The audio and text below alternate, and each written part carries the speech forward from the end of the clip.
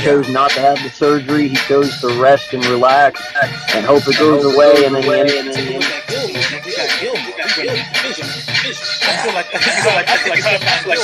Richard Rogers. He's with our team for the last couple of years. This is about our fourth time picking him up. What does that mean?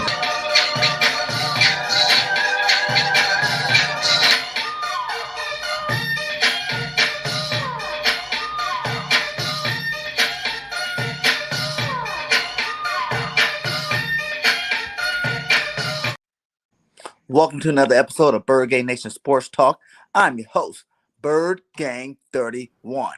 And today, I brought my boys on here, OneTreRoc, JCEaglesTalk, to get some Eagles talk going on in the house today. How you guys doing today, my guys? I'm good, man. Hey, you already know, man. I'm always ready. Whenever you call, I'm there. All right, you call, I'm there, man. I love talking birds. Hey, this is my first time meeting OneTreRoc. I think I saw you last night on this gaggle. Man, I don't want to say what it was last night where we met at, but yeah, I kind of saw you for a little bit. But hey, it's good to do a show with you. So hey, let's get it. Yes, sir. I feel the same, bro. Let's get it. All right, guys, let's get straight into it. Today, you guys seen Rager and that one-handed catch again. You know, the first one you think, okay, maybe it's lucky, but this guy's starting to pull him out like Odell Beckham. How you think about that? Look, man, hey, it's funny how you should say OBJ because my live I just had, I literally said, is Rager the next OBJ? Because one time is lucky. I mean, but it seems like, it was so easy. Like it wasn't even a struggle. He just like boom, reached his hands out, and the ball didn't wobble. Ain't like it just. I think with every practice, Rager is gaining more confidence, and that's the worst thing a player could have. It's confidence because that means that they are, man, their potential is unlimited, and they are ready to ball out. I picked Rager for my breakout player of the year. I mean, if you remember Bergen, I kept on saying Rager. Like, way back, and I'm like, Rager, because the pressure is off of him this year. Devontae Smith, the pressure is on him. And Goddard, and Hurts, and Sanders, and Jalen Hurts. Rager is like probably the fourth option on this team if you look at it. So there's no pressure to him. So right now, he's getting confident. And then ever since Nick got up into him, he's been a different guy. See, me, I feel the opposite, bro. I feel like Rager has all the pressure in the world on him right now. You got to think, Quez Watkins is emerging. Devontae Smith, you're going to be our number one. That only leaves that one spot for Rager. And Rager was slated to be a starter at the beginning of the season, but you still got to factor in the Fulgham. You still got to factor in the 3 tight end sets. So Rager is going to have to work to get on the field this year. He's actually going to have to work, unlike last year where they just slated him to be the starter. It's actually dude's gunning for his spot right now. So I feel like Rager is responding well to the controversy. See, I feel a little bit different about it. They're making you work now. Quez Watkins out there balling. Devontae Smith is going to get his catches. You still got to feed a Fulgham too. Then you got Zach Ertz still being on the team.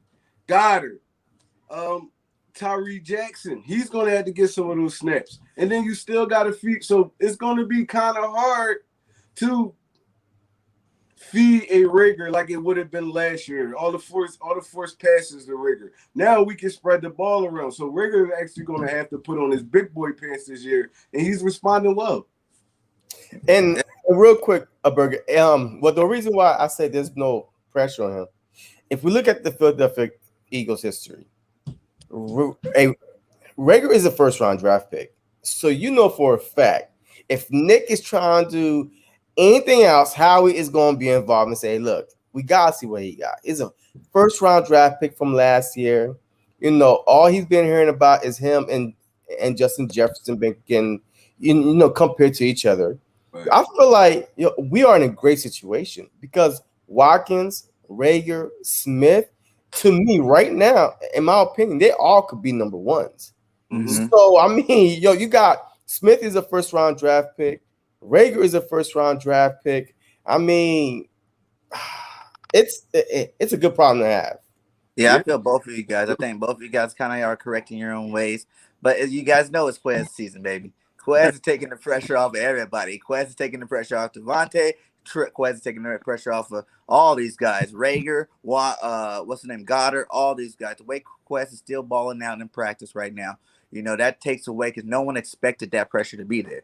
Everybody thought Quez was going to be the fourth, fifth, receiver on the roster, barely making the squad, and he done showed up and showed out. And now everybody's eyes are on Quez Watkins because not only does he have the foot action now, two, that speed, man, you can't replace speed. And that speed right there is dangerous. You know what I'm saying? Like to have that kind of speed, that's going to open it up for everybody. Everybody's going to be eating off of that. Like I said before, I think, those are definitely your top three receivers going into the season. You got Rager, Smith, and a Quez. And either way you want to rotate it, whether Quez is number one, Quez is number two, or Quez is number three, they're all going to get valuable time in there. And they're all going to get their chances to get the ball. So, man, I look at it as like, like you said, it is a great problem to have because now we're opening up with more receivers than we ever had.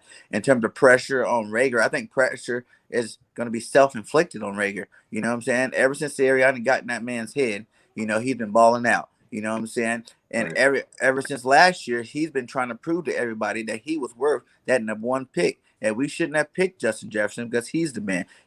I see him doing some punt returns this year. That's going to help his stats out. And, let's see him ball this year. Let's see him ball. Right. I feel like it's a good problem to have. It's like us seeing Quez emerge right in front of our eyes. If we see it from the limited time we see Quez, Rager sees it every day. He sees Devontae Smith coming to take over every day. So now where do that put you, Rager? You gonna fall behind everybody or you gonna catch up? It's a great problem to have. Mm-hmm. Yeah, I mean, look, I just think that Devontae Smith has rubbed off on everybody. Mm-hmm. Like, yo, they saw a Heisman Trophy winner come into the Philadelphia Eagles. His work ethic, because if you remember the first week of training camp, all you heard was Smith, Hurts, Smith, Hurts, Smith, or Hurts, or Hurts. But that's it. Nobody else. And then all of a sudden now, the past couple of days, these guys just start showing up, and then Smith dapping them up. I mean, yo, that new energy is so contagious. And Smith and Nick and Jalen Hurts, they all brought that new energy. Yes, Jalen was here before last year, but he wasn't the man.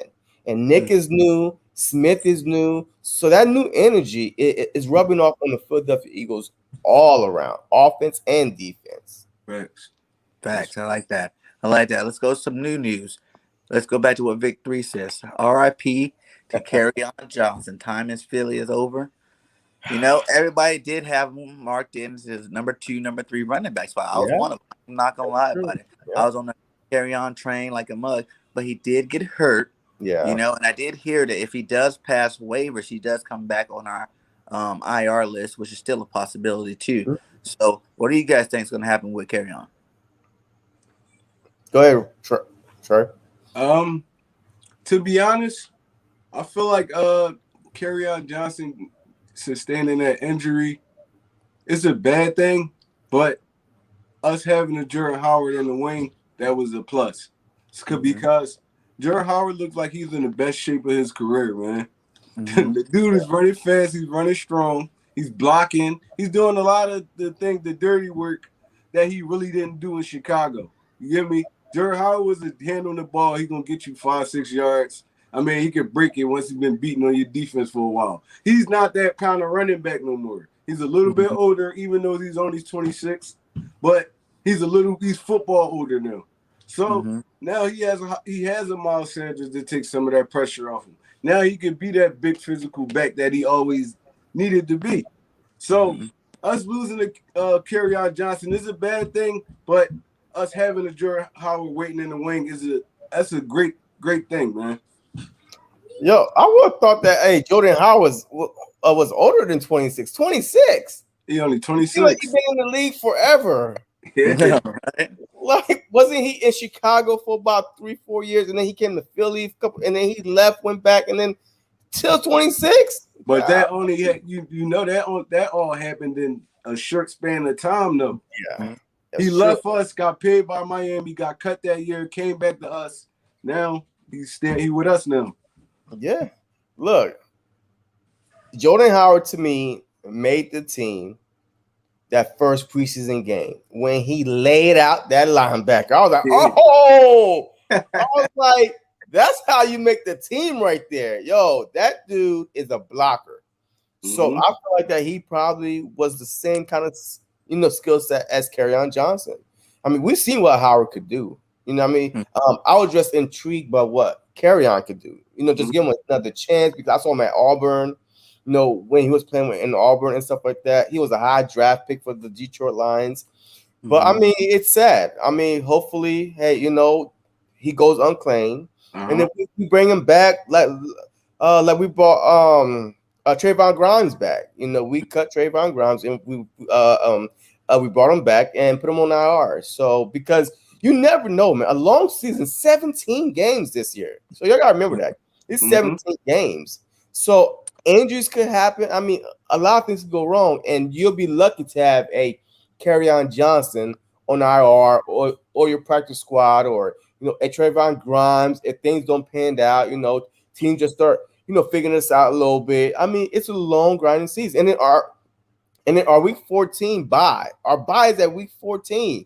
That's a long time away. Like half of these young college kids, they never played past 10 weeks before, like 10 games, So I mean, I feel like, hey, it's sad for Kerryon, but I still think that his future in the NFL is still bright. You know what I mean? He just needs to just get a little bit healthy and just get another opportunity.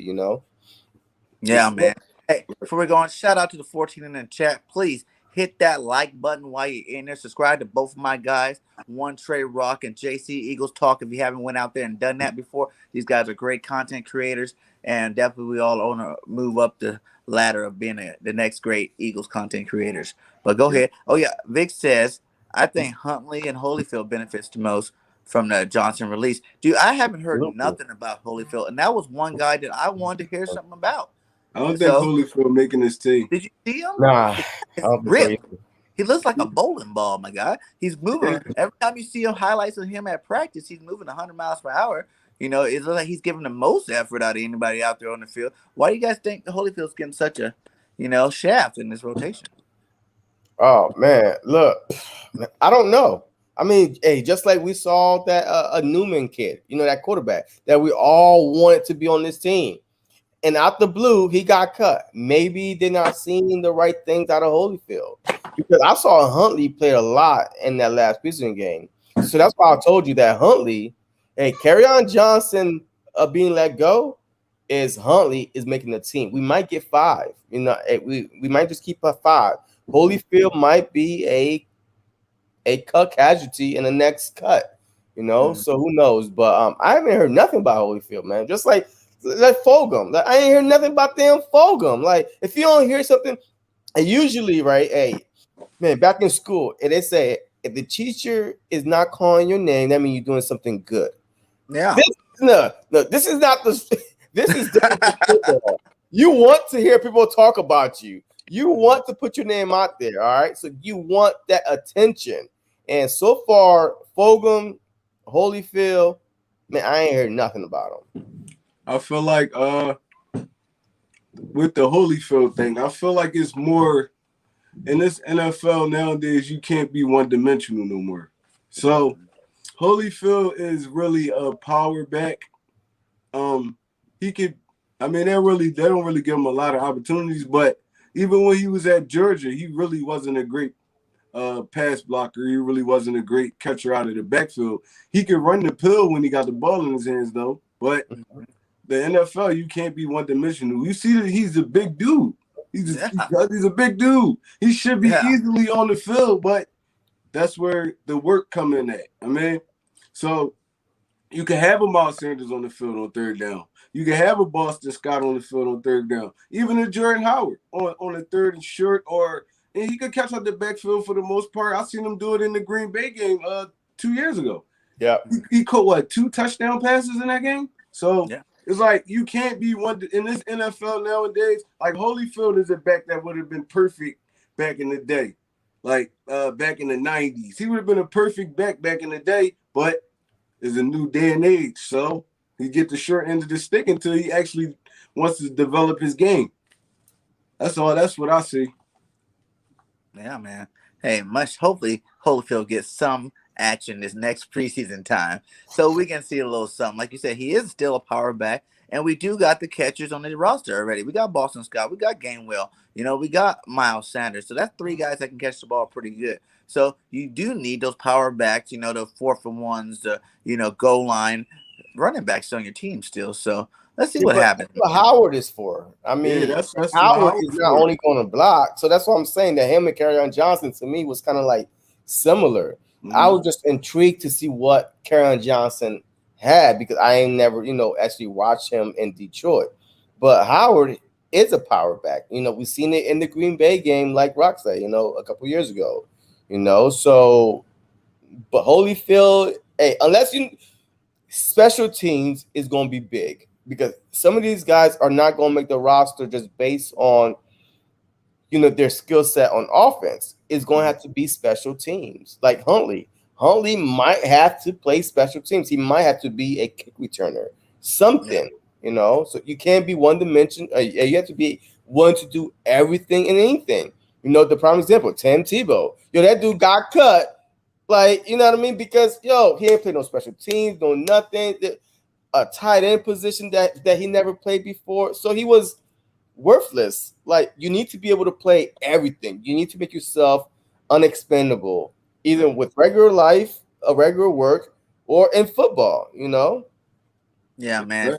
Tebow was just asking his father-in-law for a check, and he got his check now. He's out. Then he has some more L's to that W. That bank account. And now he's out because everybody knew Tim Tebow was no damn tight end, and like they were smoking that shit. They were smoking that shit, thinking Tim Tebow was gonna be a tight end. By the way, the same thing. Hey, Tim Tebow was smoking. That whole Jacksonville team was smoking. Yeah, this should be something. Yeah, it's good too. It's that good stuff. That good. I mean, Tim Tebow then got more shots than a lot of dudes that deserved it. So it's like, I mean, that's when that privilege kick in. Yeah. That is what it is, though. It is what it is. Right. Hey, but you think that opens up now? Because who do they have as tight end now that Tim Tebow's gone? They don't have one. That might be a good place to trade Ertz to for CJ Henderson. Well, he's not on there. Yeah, he's on their team on the Jacks for CJ Henderson. I said that Hurts should go to Jacksonville because a young quarterback need a reliable tight end, but he's not going to want to go there. Man, Jacksonville ain't winning anything anytime soon. So they got good receivers. Shark is a good receiver coming out, and then they had another guy from last year that got drafted. Who's the other receiver? They got 2 good receivers there, and they got Laviska Shenault. Yeah, Laviska Shenault. Are they being the Chiefs? Back, what's that Robinson kid, right? Robinson, that running back. He's right now for young. They cooking a little bit with grease, man. They still got D. They got a quarterback finally. That's Are they being the Ravens, the Chiefs, the Browns, the Steelers, the Chargers? Even man, Hurts does not want to go to a losing franchise. He wants to go win because he only got like a few years left, so he just want to go win. But that would be a place he can go get paid. You don't want to help make that offense more dangerous, where they will be winning some games. Because whether you like Trevor Lawrence or not, Sunshine got an arm. You can throw that pill. You can throw that rock. And you can be part of something special there.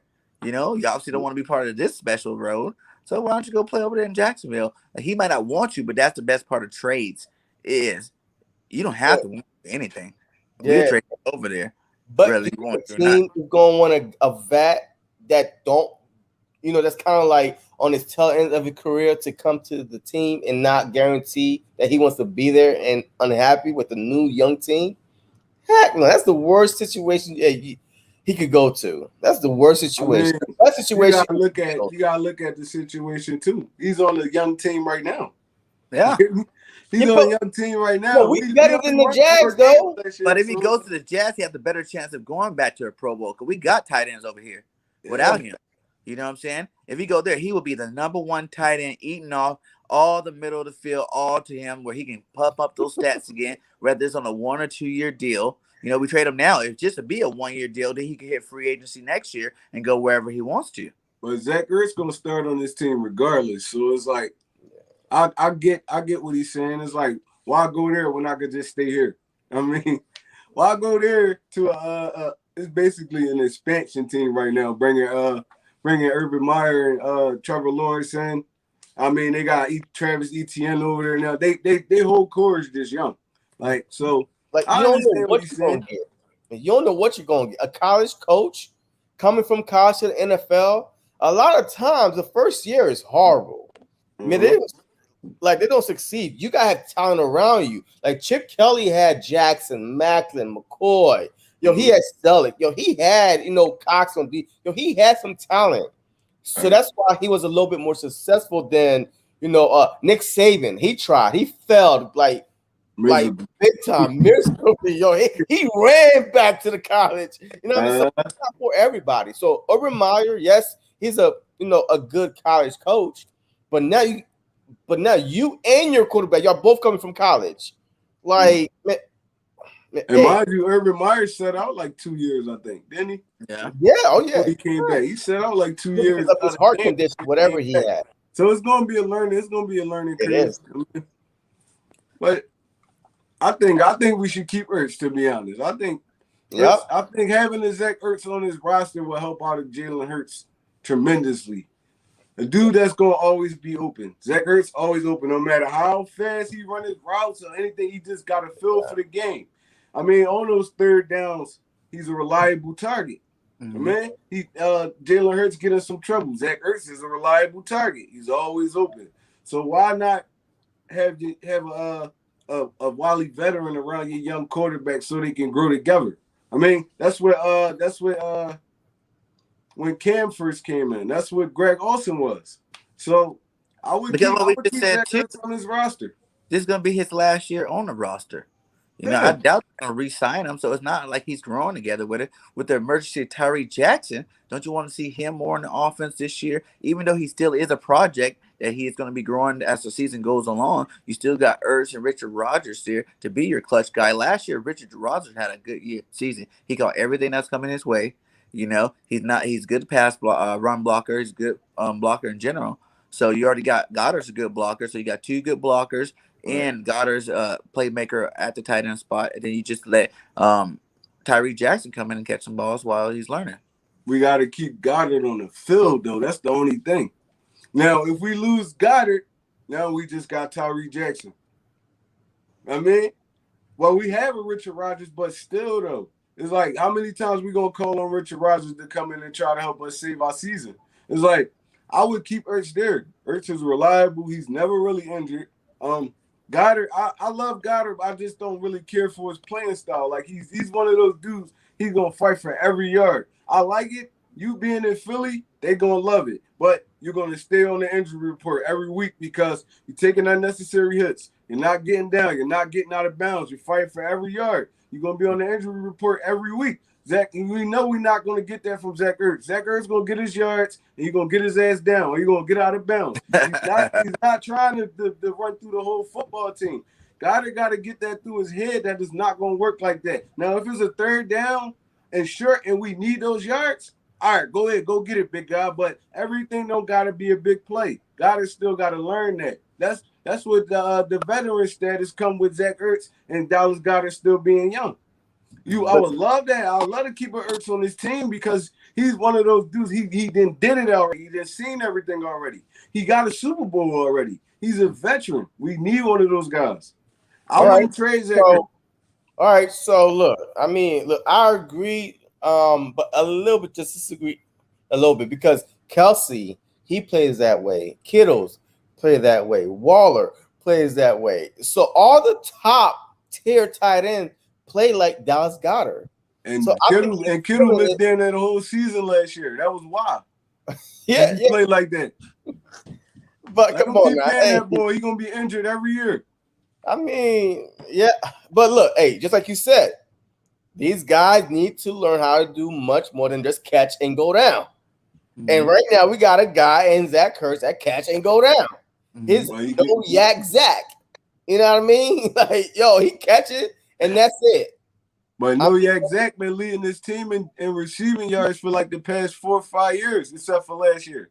So everybody I just feel like different. The tight end position is not going to be as important as it's been the last 3 years on our team anymore. Now that we got the emergence of Quez, Devontae, and Rager coming out this year, I doubt there's going to be that many balls going too. Like, I don't see none of these tight ends getting like 60, 70 catches this year. You know what I'm saying? Just because. What was that getting? Dak was getting, except for that 1 year where he got 100 catches, right?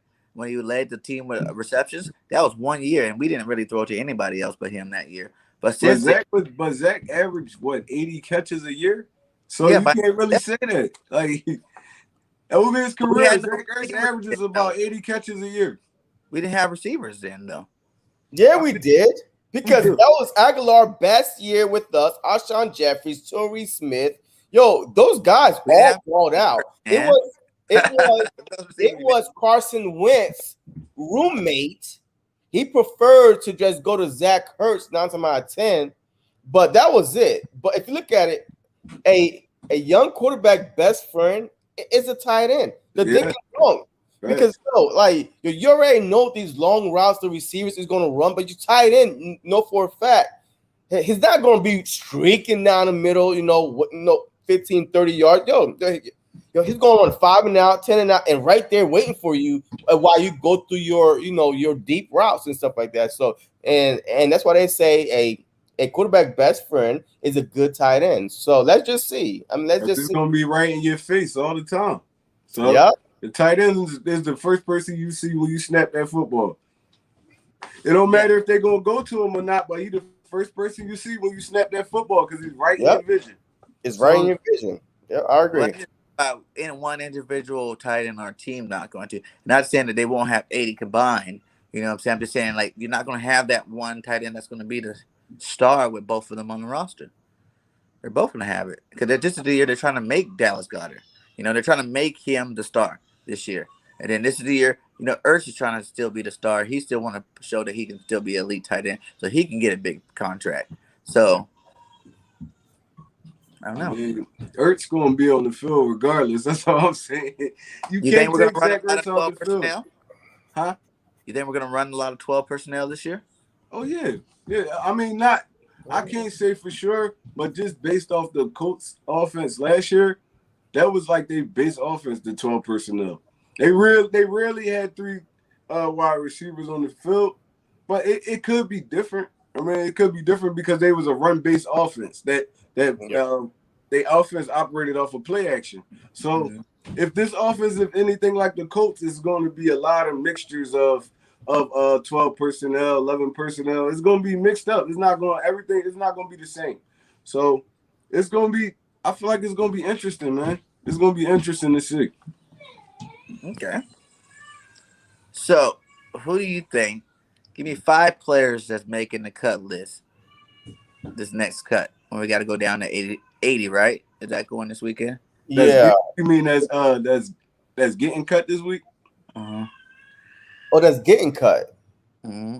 Oh shoot, I don't know. Oh, you could go. Anybody that I don't know. Anybody that I don't know. Like, third and fourth team lineman type thing. Yeah. Mullins getting cut after this week, or Dave Mullins going to be like the practice squad quarterback? I mean, Nick Mullins he's gonna get cut. They're gonna bring somebody else in to be a practice squad body. So Nick Mullins, that's one. You guys have faith in Holyfield, so you think Holyfield after this game probably getting cut? Oh no, Holyfield definitely getting cut. He probably gonna be the practice squad dude. Mm-hmm. We already cut Adrian Killings. I think the next one is probably gonna be Boston Scott. I think Huntley. Here we go. I think Huntley gonna step up and take that Boston Scott role. He said it. I think it's gonna be Boston Scott, and I think it's gonna be Hightower. Hightower getting cut too. Because we didn't hear anything out of Kent from John Hightower for real. So what's that, 4 right there? And I'm gonna have to go probably Blake Countess at safety because he's gonna be the odd man out. I don't think we carrying more than 5 safeties on the roster, so it's gonna be Countess. It's all right. So I disagree with the whole Boston Scott thing, but I think Hakeem Butler, he gonna get cut. I think sure. So if Hightower is getting cut, Hakeem Butler is getting cut. But I'm gonna keep Hightower onto the 53-man roster. But because right now we are 85, so we gotta get to 80 by the next cut, whatever it is. Mm-hmm. So Hakeem Butler, he might get cut. That Patton receiver, that receiver Patton still on the roster. Patton, yeah. You talking about the rookie?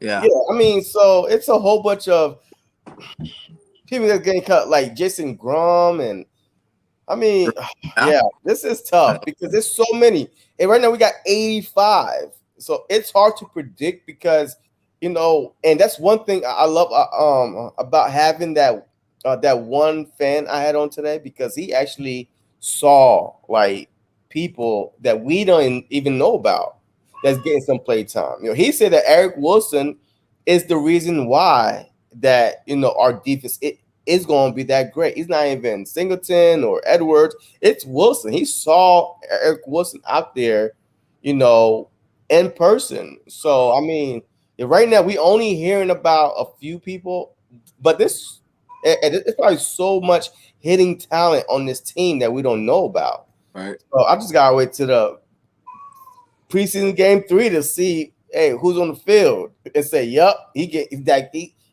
cut. He getting cut. But until then, it is hard, man. Because what they got to get down to, what, 56, 57?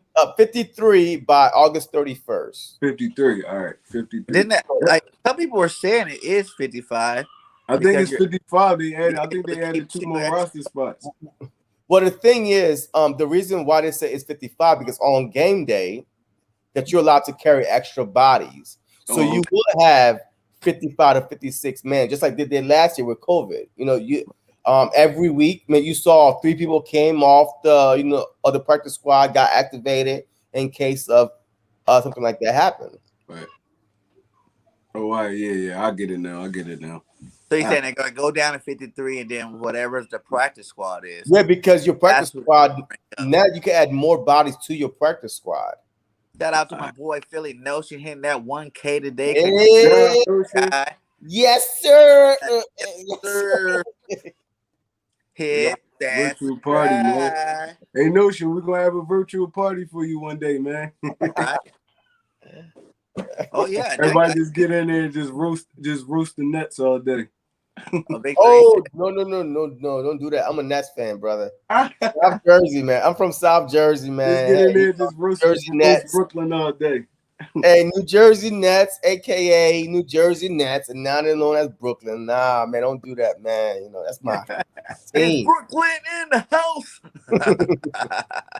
Yeah, man. Meek and Michelle. Victor, he said he's getting cut next. Yeah, I mean, yes. I mean, a lot of people is getting cut. That guy's fast. A lot of people getting cut. A lot. I was thinking, like, why did you bring him back? Just for a body? Or do you want to develop this guy? What I don't understand why they keep calling Adrian Killers every goddamn week. Richard Rodgers do a shot at least. Like Richard Rodgers him to a wide receiver for 2 days and then cut him. Yeah, not going back home. He don't want to play for the no-namers. That is crazy, man. Walker should be cut next. Isn't he cut? He didn't get cut? Walker. Yeah, who Walker? The receiver, Walker. I thought he got cut. Yeah. Walker is gone because we activated LaVern Clark. LaRaven Clark. LaRaven Clark. Yeah. I thought that's when we got rid of Walker, right? Yeah. That's when we got rid of him. But we got so many no names like Osborne, Jaheim Osborne, and rookie. I Jason, like Osborne. He came from Texas Tech. I like him. I liked him in college, but I don't know what he's doing now. I heard he was making some plays in practice. Yeah, I liked him at Texas Tech, but I don't know what happened to him. like Matt Leo, like Saquon Bailey. I heard it was doing good at DT. Levert Hill, Blake Countess. He come back. It seems like he come back every year too. He come back every year. Blake Marlon Arnold. I mean, look, I like Grayland Arnold. Yeah, they're just ain't good enough to make the team and stay on the team, man. Right? Yeah. So give me 5 players that you guys want to see play the most to prove their worth to the team this year. I mean, yeah. That's easy. That's easy. I mean, Rager. Oh, wow. That's the only player I want to see making some noise. Rager. All right. But no. I want to see Rager. I definitely want to see Rager. I want to see Jackson. I want to see 6'8" tight end. God, that's a mismatch every game. It's a jump ball. It's a defensive coordinator worst nightmare. Yeah, because that's all max 6'8". The average defensive back is what, 6 feet, 6'1". Yeah. Like why think Flacco been looking decent? Because they think Flacco just keep throwing on the ball. Yeah, I would too. Yeah. So he's 6'7", 250 pounds. I'm throwing on the ball every play. Absolutely. Absolutely. Those stats, my guy. So Rager, I definitely want to see Hurts because this whole Eagle franchise is on Hurts' shoulders, man. I'm telling you right now, because if he fails, we have to start over. Yeah. Because like if we try to go after any the Wilsons, the Rodgers, the Watson, we're gonna have to give up some picks and some players. And they're not gonna want no bench guys, then they're gonna probably want a Fletcher Cox or a Jalen Hurts, maybe a Ray. I mean, so I want to see Hurts. If Hurts succeed, the Philadelphia Eagle franchise is in a good position with the 2, maybe 3 first-round picks next year. Who knows if Carson Wentz? We could be dangerous for years to come. But he needs to succeed. So that's the number 1 guy. Hurts, Rager, Sanders, man. Because right now, you think they're gonna play him? I need him to step up. Like he needs to play. Like he needs to be one of those guys that needs to play in big time. He can't tiptoe around because this is his 4th year. So this is where they pick up his 5th year option, which of course I think they will. But we need him to step up. So Hurts, Rager, Sanders, Jackson, because of his talent, his potential. And I want to see Barnett. Those 5 players right there to me, man, will make or break our season. If Barnett goes out this year on a defensive end and get 10 plus sacks, oh my God, you know what I mean? Think about it. We've been waiting for him to break out for 5 years. He got like 15 sacks combined in the past 4 years. So I need those 5 players because if those 5 players step up, the Philadelphia Eagles are in great position in the future, like moving forward.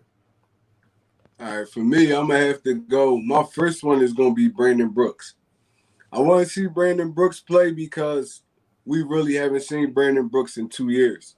Dude been in and out of the lineup, major injuries. I want to see, can he still move? Can he still move like that big dancing bear he used to be? Is he still going to move guys? Is he going to be out there timid because of the injuries? Like, is he going to be scared? When you play scared, you get injured. So he's going to have to get his field confidence back. I don't care how much of a veteran he is. Them kind of injuries he's sustaining, you're going to be a little bit timid on the field. So my first one is going to be Brandon Brooks. My second one is going to be Sean Bradley.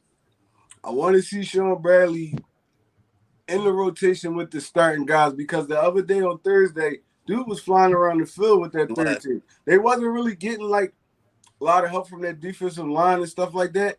but Sean Bradley was everywhere. He was all over the field. All right, question for you, Rock. Hey, who would you replace with Sean Bradley? Because who's your 3 starting linebackers right now? My 3 starting linebackers: Eric Wilson, Alex Singleton, and either T.J. Edwards or Davion Teller. All right, so who would Sean Bradley replace if you want him to start? I put him in for T.J. Edwards. I like T.J. Edwards, but Okay. I feel like Bradley will give you more on the field. T.J. Edwards is basically just a run stopper. Yeah, so absolutely. He's basically just a run stopper. I feel like Bradley could give you that plus, but he's still young and he's sitting behind some dudes that got a little bit more experience than him. So Yeah, I mean, it is what it is. But at the end of the day, if one of those guys go down, I feel like he can step in and you wouldn't lose a beat. So even on that note, that's what I feel too. You know, Edwards is solid, but his ceiling I don't feel like is that high. You know what I'm saying? To all of a sudden thrust him into that starting spot, like he has to be the starter. I right. wouldn't mind seeing Davion or Sean Bradley take that spot. You know, because their ceilings are a lot higher because they're younger. You know, they ain't got their experience, but they are younger and they do have more athleticism than Edwards there. And then you already got your veterans in Wilson and Singleton. Right. You know, so I kind of do want to see one of those younger guys take over that third. I want to see it because you ain't draft them for nothing. Like, you not going to draft them and not put them on the field. They're going to be a special teams guy his whole career. Like, no, I feel like he should get more playing time. I feel like he's earned it. So my third one is going to be Kayvon Wallace. I want to see Kayvon Wallace on the field, man. It's like I'll keep hearing all this great stuff about him, but we rarely see Kayvon Wallace because his first season he really was injured. Then he was thrust into a starting role when Rodney went down. He played so, but now it's his second year. How you gonna step up, big dog? That safety spot, Rodney's not gonna be there for long, so you're gonna have to lock that down. That right next to Harris. So I feel like Kayvon Wallace got to show us a little bit more, even though I know he's dealing with like little nicks and injuries and stuff like that. But if you get on the field, you got to show us a little bit more, bro, because they're claiming you're going to be as good as Brian Dawkins. People saying that in the media, they're saying that in the fan base, everything. I want to see it. I personally haven't seen anything from him since he left college. So, I mean, I heard he's at practice today, balling, talking a lot of mess, but backing it up. So I already had a good practice. See, that's a good sign. But I want to see him on game day doing the same thing. So, my fourth one is going to be. I want to see Zach McPherson get a nice amount of playing time in that nickel position. Okay. So I like Avonte Maddox. I don't love him. I feel like if you playing solid, you can step up and take that nickel spot from Avonte Maddox. You can step up and take that. And if you really a competitor, like how they're saying you are, you're going to step up and take that spot. Because I don't feel like Avonte Maddox is really that good to me, man. I never really did. I liked him on some real. I liked Avonte Maddox at safety more than I did corner when he played in his rookie year. So, McPherson, if you can step up and take that spot and you can lock that spot in, I mean, more power to you. But I want to see him on the field. I want to see him actually getting time because last Thursday, he actually balled out. He played good. He contested every pass that came his way. He's not scared to tackle. He's a willing tackler. So I just want to see more of Zach McPherson. And my fifth guy is going to have to be Jason Huntley. I want to see. I mean, I watched Jason Huntley at New Mexico State. I liked him. Like, dude, he really was a ball of energy. He gives you everything. He's a little bit on the smaller side, so I don't really know about the blocking thing. But with the football in his hands, dude is explosive. He's explosive, man. You can put him on, you can stick him on a punt return, kick return. You got to get the ball in guys like that hands. So that's my 5 right there. See, real quick, hey, have you ever noticed that the Philadelphia Eagles, the players they draft on defense never starts? Yeah, I don't understand why. Like, I can't recall the last player that we drafted on defense that starts. On offense, Sanders and Rager, but on defense, I can't recall. Like, they always seem to be. One is Derek Barnett. Derek Barnett started his rookie year. Did he? Yeah. Remember Derek What Barnett about started Hicks? his Did rookie? Hicks start his rookie year? Who? Hicks, when we had Hicks and linebacker. Oh yeah, yep. Jordan Hicks started his rookie. That was a while ago. See, that's why I can't remember. That was like 5-6 years ago. Like that was that Chip Kelly first year. Yes, but why draft defensive players? And that's what with the Wallaces. Like, is he going to start over a McLeod? You know what I mean? So, because right now McLeod is a vet, and Howie, the Eagles are so damn loyal to the damn veterans, man. That kills me. Like, I mean, you got some young blood, just the fresh meat. Let them loose. You draft them for a reason. See what they have.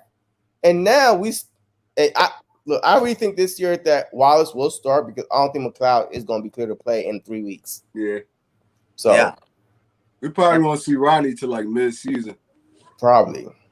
The guys I want to see probably is going to have to be. I do want to see some more Boston Scott. If you're cutting Johnson, let's see if Boston's going to really be able to show up and make this roster too. Because right now it's looking like Gainwell, Sanders, and Howard's making it. So who is going to be that 4th, 5th running back? Huntley, I want to see do some returning too.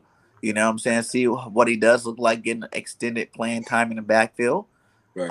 I want to see some more from these receivers. Devontae Smith not playing the whole preseason.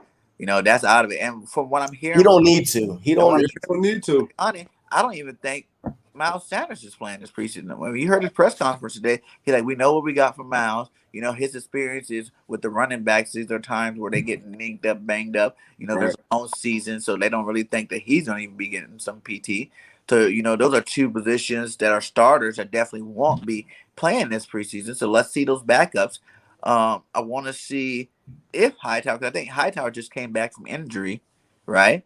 He was out for a couple of days or a week or so from injury. So I want to see Hightower get some PT. He's still limited though.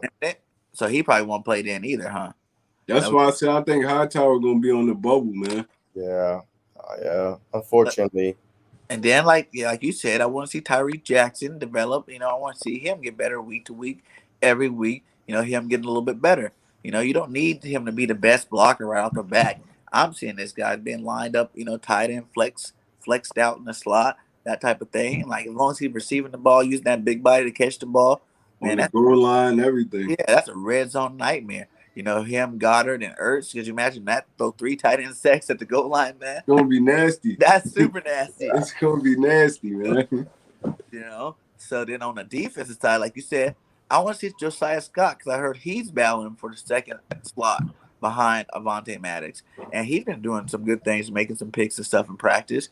And they have McPherson on that on the outside, really. Right now, he's the backup. He's with the second team on the outside. So I want to see the way, whether it's inside, outside. Like you said, like if McPherson keep balling out, put him on the field, period. Yeah, put him on the field. He's a rookie, whatever. To answer your question, the thing is, like, we haven't really drafted a high defensive lineman. We don't really draft defense high that much. We usually draft offense the first 2 rounds most of the time. We don't usually get to that defensive side of the ball until the 3rd and 4th round. And that's probably why we don't have so many, defensive players starting on our team. Like this. Wasn't Barnett 2nd round? He was the 1st round. He was 1st round. Yeah, that would even make it worse. Yeah, remember? Everybody was mad because I was mad. I was like, whoa. I never heard of this dude. I don't care that he did anything at Tennessee. You know what I'm saying? Like, Tennessee was he broke Reggie White. They were garbage, dude. It doesn't matter what he did. They were garbage at that time. You know what I'm saying? Like, Tennessee wasn't winning no football games against nobody important, So, yeah, I was a little mad that year for sure. And then, like you said, Kayvon. But let's see. Why do we bring back Raylan Arnold? Like, is this guy really got a potential? Is it just a body out there? Because you're going to have to get these second and third safeties some reps, man. Because you don't know. McLeod, isn't this his 2nd year that he's been hurt? You know what I'm saying? In a row? 3rd year in a row of him getting hurt, missing a lot of time. He had two ACL tears on one, and I think he had the one on the other. Yeah. So you got to get these safeties in line. You got to find some guys that, Harris I don't expect him to get hurt, but just in case he does get hurt, you got to have two solid guys that are going to be able to play some safety. You Right. know, and right now we only got Kayvon. You know, where Kayvon's in a prove it season where he got to prove that he's as good as he is. But we don't. What other names are you really high on? That Anderson dude that we got from Tampa Bay. That dude was a special team guy. Well, Andrew Adams. Yeah, he was a special team guy. So, like, do you really have that much faith just because he played on the championship team as a special team guy? You know, I mean, he was a backup though. Like he was like actually the guy that came in if somebody got hurt. So it was like he could play some football. It's like, but he made his name on special teams. So and I feel like he'd be solid if he had to come in and fill in for somebody. I feel like he'd be solid for a long period of time, or just I don't know about a long period of time, but he'd be solid like somebody that's coming off the bench. He'd be solid rotational ball. And then I'm trying to think, who do they have backing up Slay right now? It's probably gonna be Jaquette. Jaquette gonna be the. I want to see some more from Jaquette too. Mm-hmm. You know, what have he really done? I haven't really been hearing his name. And, oh yeah, we do got Mike Epps, and I will say the last game Epps played some good ball. You know what I'm saying? He I think some Epps gonna be that. He's gonna be that third safety. Yeah. So I want to see Epps and Kayvon play a lot of this game. And right now they got McPherson backing up Slay, and then Nelson. and then Jaquette. He backing up Nelson. Oh, okay. So that's solid though. That's solid. Yeah. Play soft safety. Have Harris, Kayvon, Epps, and Stevenson.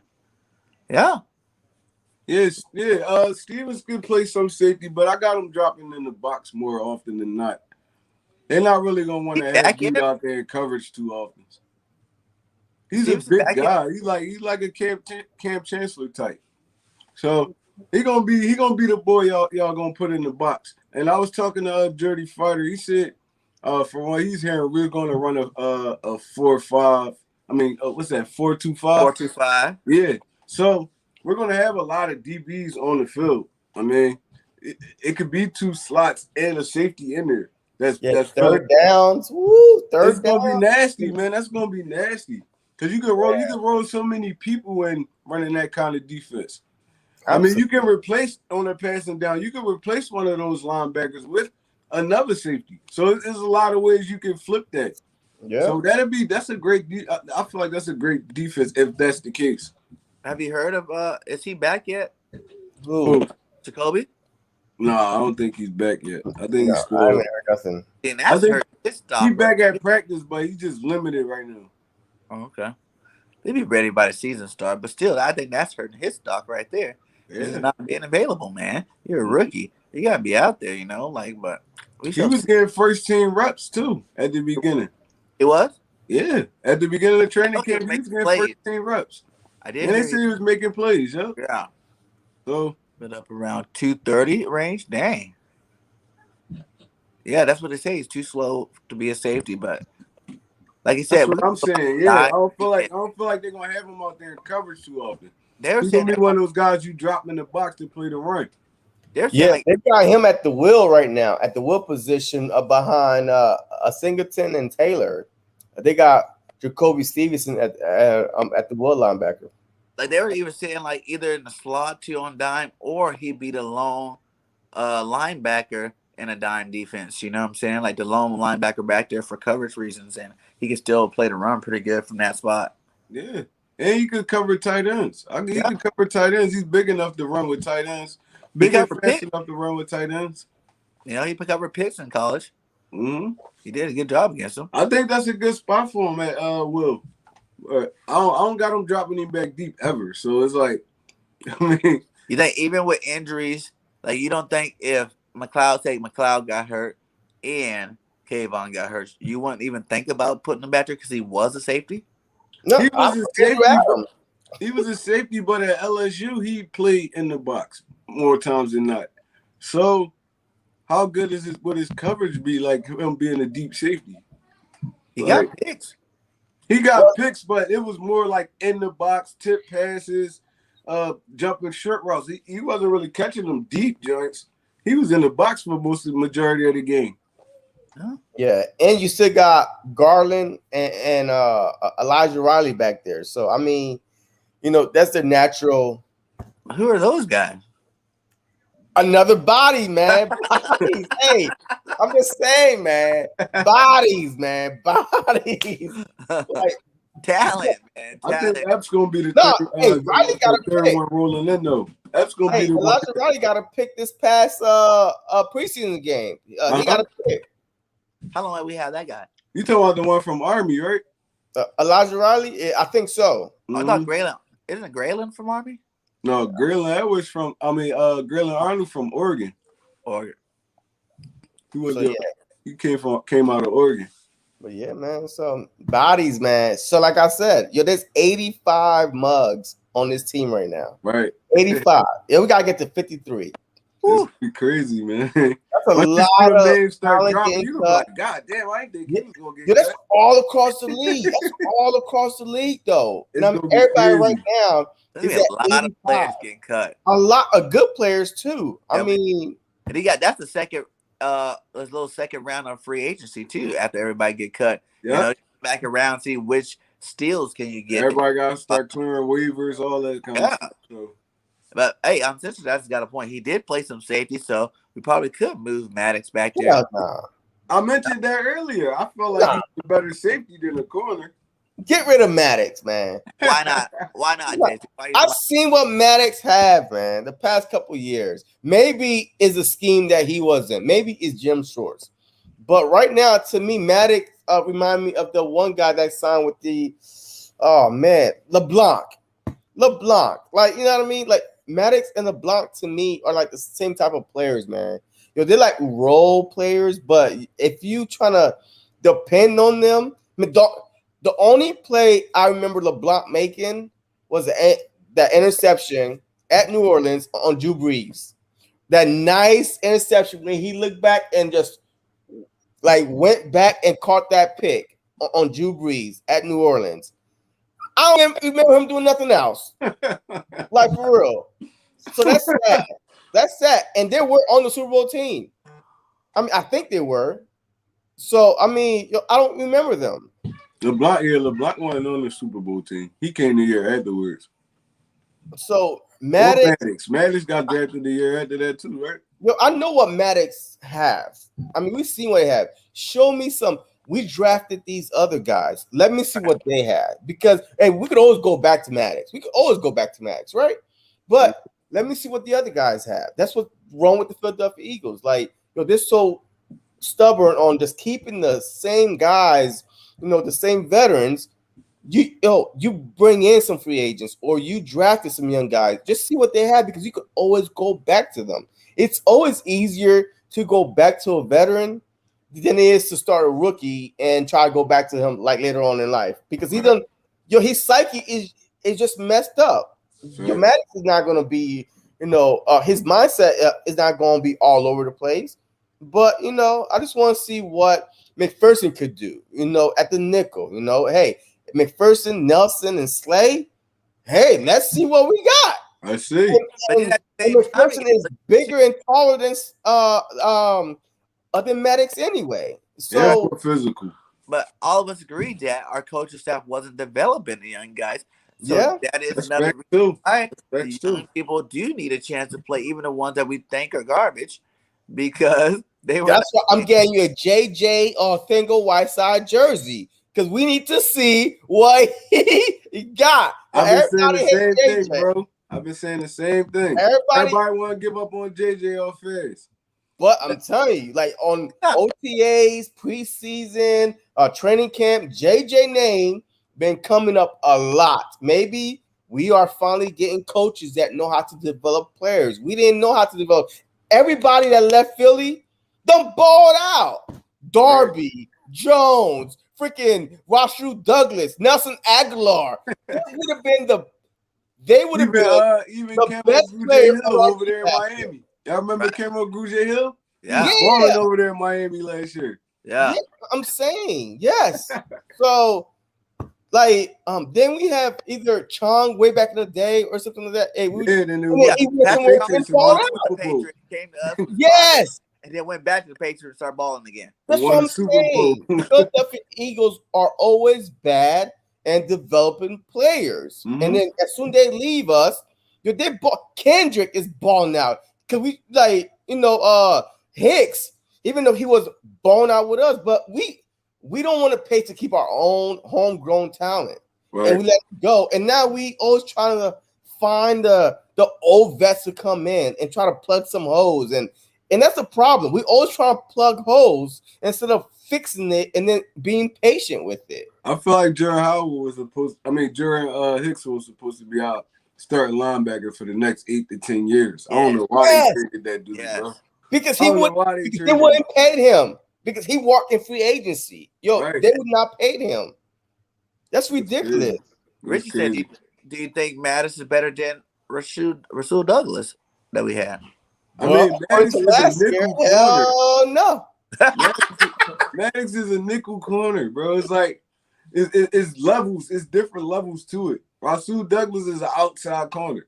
And he was long too. Rasul Douglas had some length on him too. And like I said, last year he balled out. So if you're talking about last year, I would have brought him to the Philly, but we said the same damn stupid coaching staff. So hey, it might have been the same result. So I don't know. My sister funny as hell. No, man, it's like you said, you gotta try and take a look at these guys with the new coaching staff. Like we can't go off the Doug Peterson and Jim Schwartz because we all agree. Last year was one of the most horribly coached teams we ever had in life. So, I mean, I want to see a J.J. Arcega-Whiteside in this offense. I mean, I want to see Vontae Maddox, see if he can rebound. I want to see them dudes and see how they play with this new coaching staff because I don't feel like a lot of them dudes was trash. Everybody was calling them trash. I don't feel like a lot of them was trash. It's just the scheme was horrible. Like, picture, we bought Darius Slay over. Darius Slay averaged, four interceptions a season. He only had one last year. And was getting cooked by the best. Getting cooked, but it wasn't his fault. Really, he only got cooked by 2 receivers for real. Yeah, he got cooked. He got cooked by DK and he got cooked by Adams. Adams cooked everybody. He had 18 touchdowns. So he kicked everybody. Right, but he playing with his back to the quarterback. 85% of the time they in man to man. So it's like, and that's not his strength. That's not his strength. Like, so can we really judge them off of Jim Schwartz defense? Can we really judge them off Doug Peterson dropping back 50, 60 times a game? We can't really judge everybody off of that. So I want to see what a lot of these guys got. Not really the older guys, but the mid-age guys, the Vontae Maddox that we had for like 3-4 years already. Who else? I want to see a lot of there's a few dudes. I want to see Javon Hargraves in this defense because I know he can play better football than he played last year.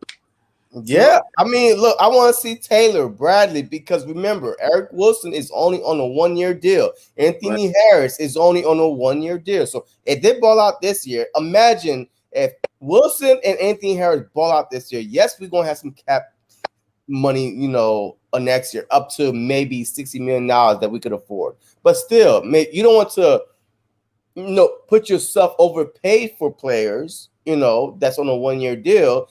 If you have some potential backups that could be as good as them. So that's why I want to see the Taylor, the Bradley, the Wallaces, hey, we'll see what they got. Right. Even Epps. This dude, I don't know if Epps be all over the field, though. I like him. He feisty. He'll come up and smack you, last week, too. When he had that one-on-one, you know what I'm saying? Like, if they would have got past him, that was going to be a big play. He stood there. He took that hit. You know what I'm saying? He made that hit. He stopped him. He squared up on people. Epps definitely is a guy that, like you said, like him and Kayvon might be that second set of safeties coming in the game. But we will never know because we just want to win now, and we don't want to give the young guys, chance. That's facts, though. I hate it, bro. I be hating it sometimes. Like, why draft all these guys if you're not gonna play them? They're not until they get older. Sean Bradley, if you're not gonna play him, why draft for Davion Teller if you're not gonna play him? I don't understand it, bro.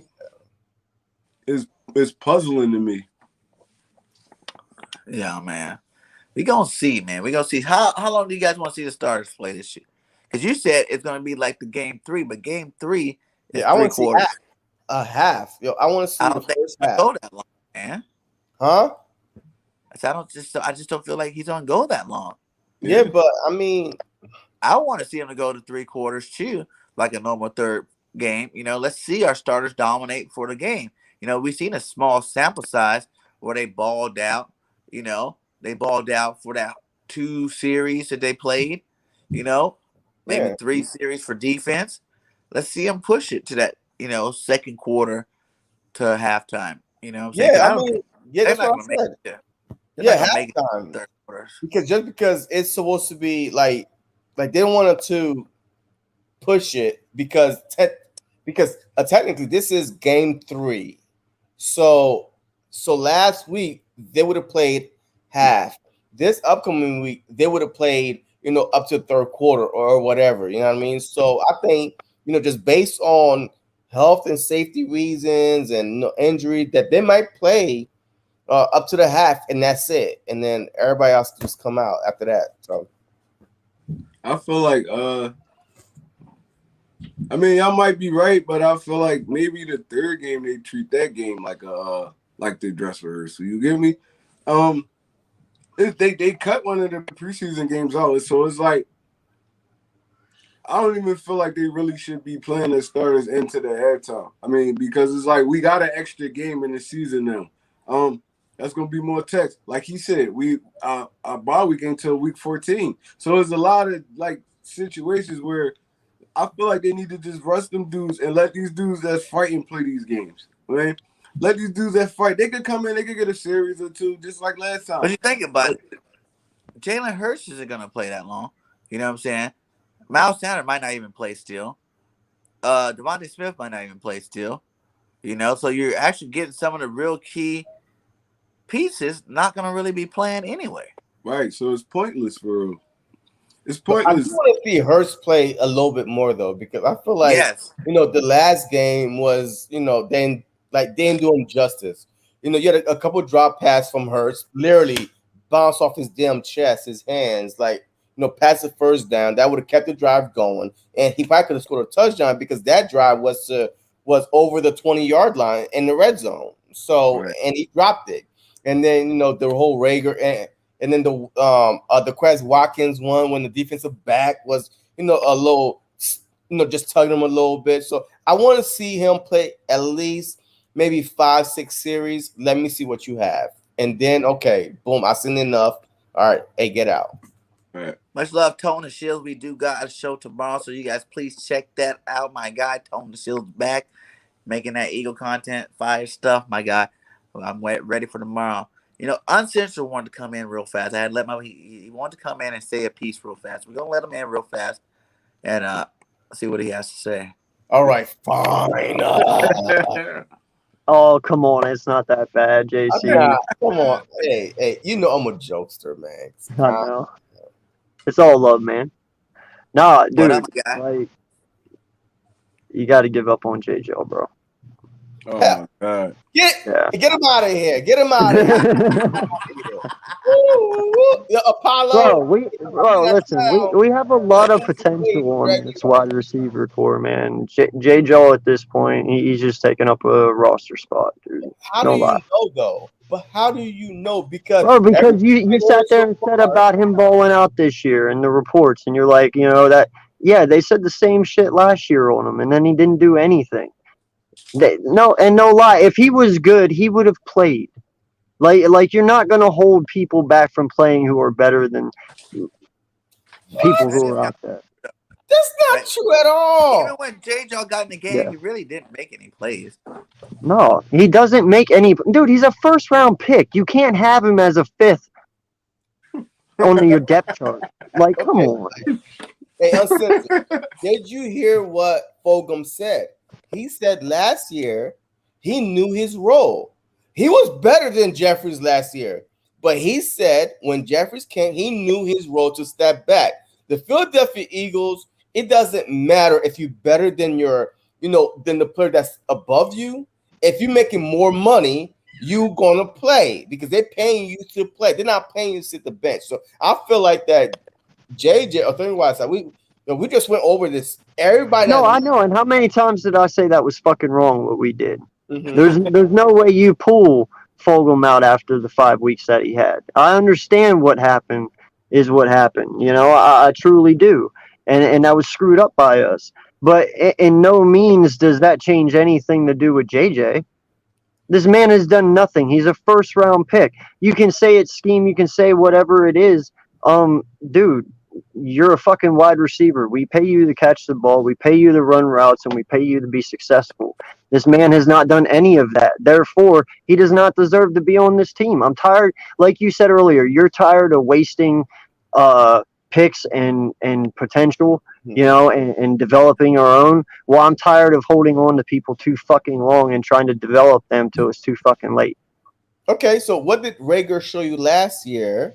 I mean, yes, it was only 1 year though, but if you look at the big picture, Rager, he was a first round pick. Oh, dude, you can see the talent spewing out of Rager though. You don't see the talent from JJ. I couldn't tell. Oh, come on. Trash last year though. Our team was yeah, but you could still see the talent with Rager. But I'm just saying you can still see it, man. You don't see talent in JJ. You don't. Have you heard Fulgham name this off season? Which name have you heard most? JJ or Fulgham? Yeah, I know. And like I said, I heard that shit last year too. And but what that happened? was the whole different coaching staff, though. It's still Philly, like you said. It's still Philly. Staff was trash. They do yeah, but like you said, it's still Philly. So no matter what, in the end, what he didn't play before, it's still Howie Roseman's team. If he didn't play before, yeah, the coaches might have changed, but in the end, if Howie doesn't want him playing because he's not fucking good, he's not going to play.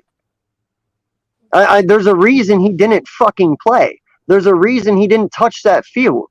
That's the reason you got to look at. It's the same reason why you sit here and wonder why the fuck Quez wasn't on the field last year after what he's been doing. Quez wasn't on the field because he had an injury early in the season. Yeah, I know, but we could have used him a lot more at the end of the season than what we did. I mean, he was available. I mean, once Hurst came in, that's when Quez got in. So yeah, I don't really know what the deal with that one was, but yeah, we do ass backwards shit. But the point is, though, you saw what happened. Quez took his first rookie year and he ran with it and he developed. Mm-hmm. JJ's been here 3 fucking years and I haven't seen shit. That's the difference. That is the complete fucking difference.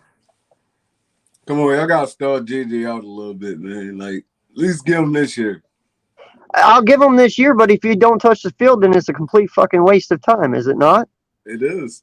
That's true. Yeah. It's like all you could go off is what you've seen. I mean, all the potential, all the talent, but whatever you put on the field, that's what people gonna judge you by. So I get it. And that's a good point. I don't mean to cut you off real quick, but I have to hit this one. Yeah, how many passes did Fulgham drop? Hail Marys at the end of the game that actually hit his fucking hands that he should have had. If that was DeAndre Hopkins, Michael Thomas, any of them, they would have caught him easily. Really? And how many? I can count 3 or 4 that he fucking dropped. I remember. So I can't sit there and dropping a lot of passes. So So I can't sit there and say he was the best at the end of the year. He was the best for that 5-week span, but at the end of the year, too late by then. Look, the thing is, and what you don't understand is this: confidence is everything. When Fulgham came in, the Pittsburgh game, you saw he made us get close. Against the Baltimore Ravens game, he kept us close because Carson Wentz was going to him like weird high throws. He was going up for it, and then he got benched, and then he was like, "Okay, well, hey, shoot, I know my role." And then you try to throw him back in there. So it's just like, come on now. I mean, yes, you snatched his confidence from me. Yeah.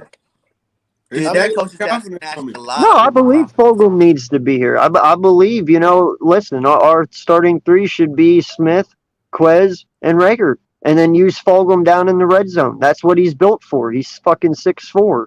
He's a big body wide receiver. Use him that way. In the red zone, replace him. Put him in and let him get up and get for it. But you have to make sure his hands are ready. Mm-hmm. Stop fucking dropping the balls when it matters most. I love Fulgham. I want him to succeed, but don't be fucking lazy either. Yeah. You're going to be out there and that ball hits your hands, fucking catch it. That's what we pay you to do. Yeah. Same thing with Rager, the same thing with Smith, and the same thing with Watkins. The only difference is Watkins has proven so far that he can do it. Smith has been proven, so far for whatever purpose that may be. Ward's been proven. Rager has had his ups and downs, but even still, he's done better than most. I'd say he's done better than Aguilar so far. To a point. And like Tony said, though, who would, if he did stay, who was he keeping a roster spot over? It would have to be Ward. Ward's the only person that he would have to beat. Like who else? Like that's, and I don't even have Ward making it. I don't have Hightower and JJ making it. Everyone else makes it, as in Ward, Fulgham, Watkins, Rager, Quez, and Smith. I think we keep 6 wide receivers, so one of them dudes gonna have to make it. One of them dudes gonna have to make it. I think it's gonna be JJ just because where he got drafted at. I think they're gonna put him over Quez. I mean, so much about, even today, lately, because the closer we get to the cuts, you gotta start showing up. And Fulgham name was not mentioned at all the past 3 days.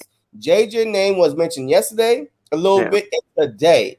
So I'm just saying, I mean, is what have you done with me lately? But is what have you shown me lately? The closer we get to the cuts.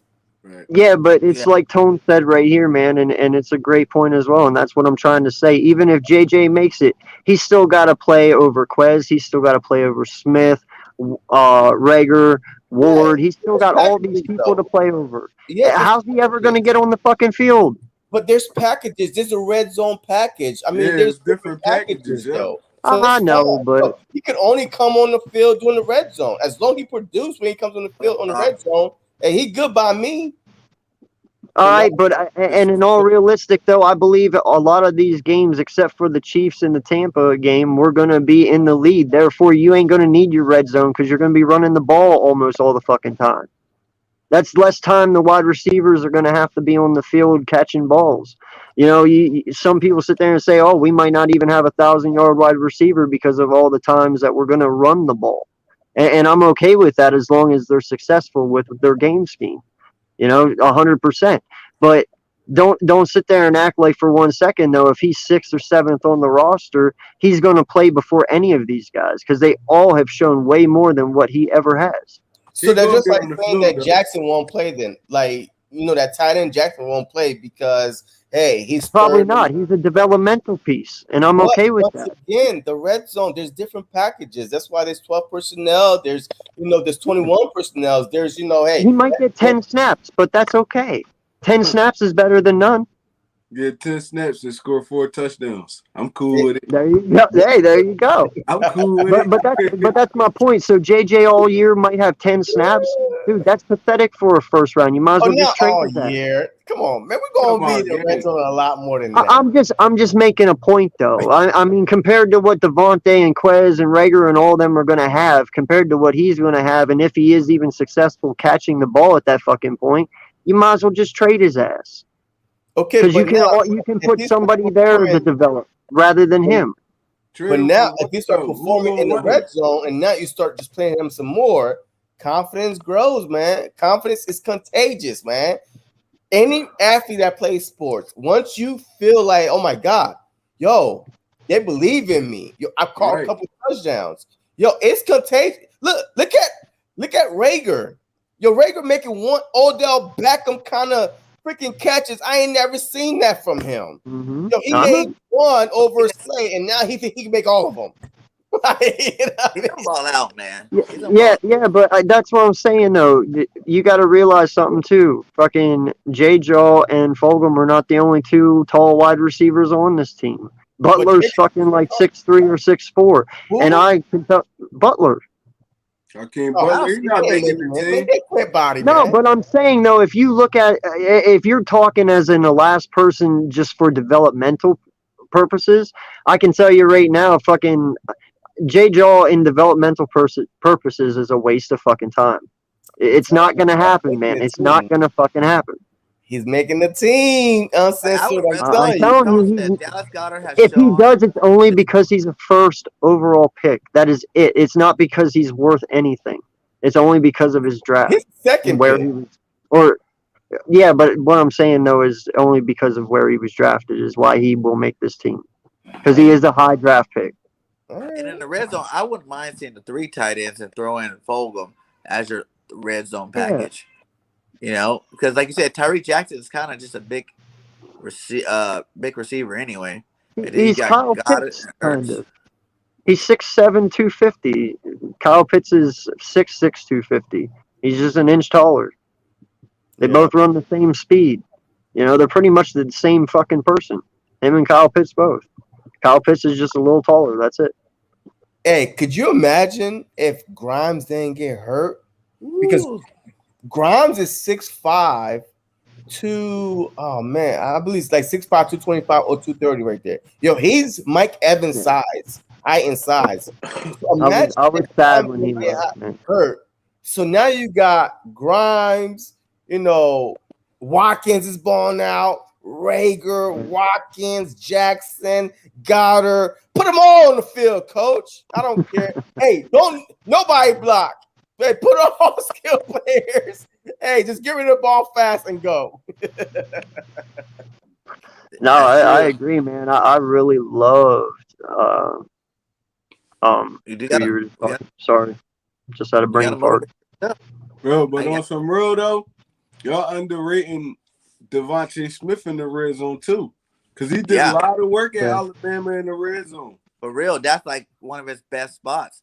You know, so we got a lot of dudes that can fill those kind of roles. And so, I mean, if JJ not on the field, it's his own fault. I mean, if JJ Arcega-Whiteside not on the field, it's his own fault. They can't find a role for you. And you're supposed to be that red zone guy, but if you can't find your way in there, where else you gonna make your bucks at? So it's up to him. Yeah. It's up to him. All right. Well, here's my question. Now, you have one roster spot left. You can choose either JJ Arcega-Whiteside or Tyree Jackson. You either take 4 tight ends or you take 6 wide receivers. Which one are you taking? Because I can tell you right now, I'm going Tyree Jackson hands down. I ain't even gonna fucking stutter on that. J-Jaw's out the fucking door easily. That's tough. You know why that's tough? That ain't tough. It's tough because Tyree Jackson, we only seeing the Tyree Jackson, the preseason Tyree Jackson and stuff like. We don't know what he's going to be in the regular season. We kind of understand the J.J. Arcega-Whiteside thing. It's like dude can go up and catch the football. He can use his body to make plays. It's tough. That's tough. I'll take Tyree Jackson too, but that's tough. That's tough. That's tougher than you think it is, Uncensored. You just thinking of it as you being an Eagles fan right now, and it's like gold candy right here. But that's tough though. We don't know what Tyree Jackson gonna be. I'm looking at heart and I'm looking at potential. I know, but I'm looking at heart and I'm looking at motivation. You know, I've seen more heart and motivation from this kid who just transferred from a quarterback to a tight end. He's only been doing it for like 6-7 months, and he's out there balling. And I've seen more out of him in 6 months than I've seen in JJ in all 3 years. So that's why it makes it easy, because I take heart over anything. If this kid wants to be great and you see his heart is set on being great, you're not going to fucking hold this kid back. I don't see the greatness in JJ because I don't feel he wants to be fucking great. You know, you don't see it. And that's why I said he doesn't make this team, because in the end you can't let that man right there go who Tone is talking about go. And when it comes down to it, if it's Tyree Jackson or JJ, Tyree Jackson makes this fucking team. And it's all because of heart. I get you, but it's still tough, bro. No matter how you try to slice it, Tyree Jackson is a developmental project. You know what I mean? But would you not agree his upside is better than J-Jaw? Huh? Would you not agree, though, that Tyree Jackson's upside is better than J-Jaw's? Oh, yeah. Hell yeah. Then that's why it doesn't make it a hard decision. Because we're looking at upside. We're looking at talent. We're looking at future for W's. And I'm not getting W's with J-Jaw. I'm getting them with Tyree Jackson. At least from a standpoint we're looking at this moment in time. All right, hear me out, though. Look at it like this. if God forbid a Devontae Smith go down, a Jalen Rigger go down, even a Quez go down. I think a Whiteside can jump in and fill that role, and you know what you're going to get out of him. You don't know it if a Ertz and a Dallas got to go down, and you got to depend on the Tyree Jackson. You don't know what you're getting out of him. We've seen Arthur Whiteside starting for. He wasn't the greatest in the world, but he's a serviceable starter right there. I mean, you don't know what you're gonna get. You don't even know if Tyree Jackson can block. We don't even know that. He could kill The you. guys that big, kill they your just got whole to get in ring the way game. in terms of blocking. All they got to do is get in the way. You're not moving no 6'8" guy, that easily. That's what we say. That's what we say. But Zach Ertz is what 6'6", 2 something. He couldn't block for nothing when he first came into the league. They had to actually split this dude out at tight end. A wide receiver. He's one of the worst blocking tight ends in the league. Is Zach Ertz. He got way better though. He's way better than he was when he first came in. He's a willing blocker now. He didn't even want to block when he first came in. So, like I said, Tyree is developmental. At least you know JJ will help you out blocking on that edge for your run game. He gonna catch a couple passes for you. It's not gonna be flashy, but we don't know what we have in Tyree Jackson. We just see the height. We see the size. We see the speed and think he's just gonna be a dog, and that's not always the case. So, I mean, y'all got to be careful what y'all be asking for some of the times. Y'all just speak off emotions. We got to stop that a little bit. I mean, we got to stop that a little bit. Yeah, I get what you're saying, too. I get what you're saying, but I do think at the same time, man, he hasn't done that much, even when he was in the game. Like he said, he does block. He is a good a run blocker for sure. I won't deny that fact. He does run block pretty good as a receiver. But in terms of actually, catching the ball, we've seen the ball get thrown up. Jay John, he drop it. And he'd have to make the plays, I'm saying? Like what the most we see them have in a game is what, 2-3 catches? Something like that in a game. So it's like you do see, like you said, the potential. Like I don't want Jay Jaw in the game if Devontae Smith or Quez Watkins go down. There's not a guy that I'm like voting for. But the upside of this guy, like he's definitely serviceable there. Huh? I said he's definitely serviceable there though. Yeah. We'll see, like you said, it's gonna come down to how many of what position the Eagles are going to keep. That's really what it comes down to.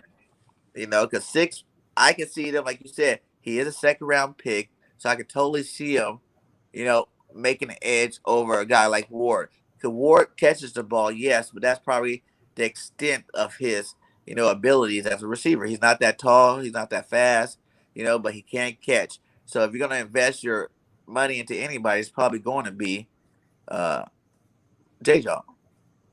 Yeah. So, yeah, man. Look, I just want us to give him a chance with this coaching staff. If you don't succeed with this coaching staff, hey, matter of fact, cut him at the trade deadline or trade him or something. You know what I mean? Hey, don't even let him finish the season.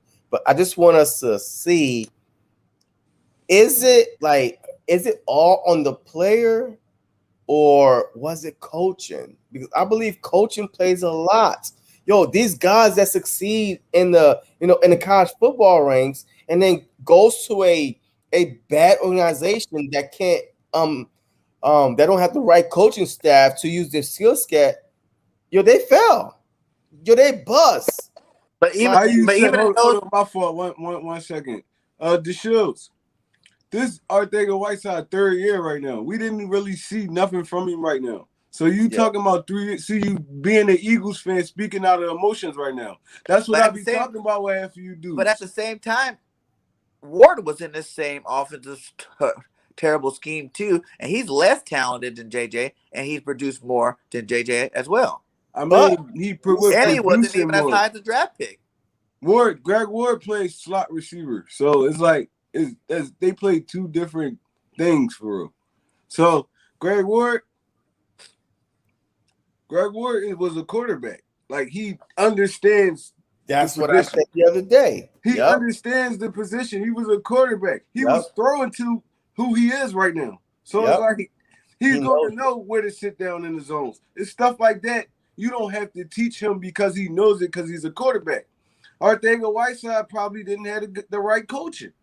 I mean, you never know. But like talent-wise, Greg Ward is not nowhere near compared to J.J. Arthega-Whiteside. But in that he same can't sense, do none of this stuff he really can do. But in that same sense, then you got to give the argument to keeping Jackson over JJ because Jackson was a former quarterback. He knows where to sit. He knows the same thing that Ward would know because he was a quarterback for all those years. Hey, told the shows we gotta get a little session in, bro. I love that. I love to debate with you, man. I swear I would. we could if you ain't doing nothing this weekend, come join the cave. My fault, my fault, Bird Gang. Yeah, you know what I'm saying? That's one of my points too. Plus, he is athletic. Plus, he's a monster giant, 6'8", 250. So, and he knows about the quarterback. That's why his receiving game, no one's even doubting right now in terms of development. The development part is coming for can he pass block? Can he run block? Things like that. In terms of him being a receiver out there, he's showing you that he can do that, So. Yo, but look, also, only thing is going to come down to JJ or Jackson. It's going to come down to JJ versus another wide receiver, Jackson versus another tight end. So it's not going to come down to JJ making a roster. Like Kroom is not making a roster. You know what I'm saying? Like Butler's not making a roster. None of those guys are even going to make the roster. But we need to keep three quarterbacks though. I mean, you have to have three quarterbacks. You think we're going to actually keep the Mullins? Quarterback? You can have. We're going to cut Mullins and pick up somebody. Well, that's what I'm saying. But either way, you need three quarterbacks on your roster. But one of them could be a practice squad guy, though. So you only only need two quarterbacks on your active roster. Yeah. You only need two quarterbacks on your active roster now. Two of them dress. Yeah, but I'm saying though, hey, if anything happens to your starter, and now your backup is the only quarterback left. Look, a lot of teams even have three quarterbacks on their roster. Regardless if he's playing or not. But I think we're going to dress three quarterback every Sunday, regardless if we need him or not. I don't think so. No? Nah. We always take up that roster spot when you don't have to. Because injuries, though, man, it's a fluke. That one time, matter of fact, that 1 year, Foles went down, and then somebody came in. Matter of fact, Vic went down, then Foles came in, and Foles went out, and we had to use our third quarterback.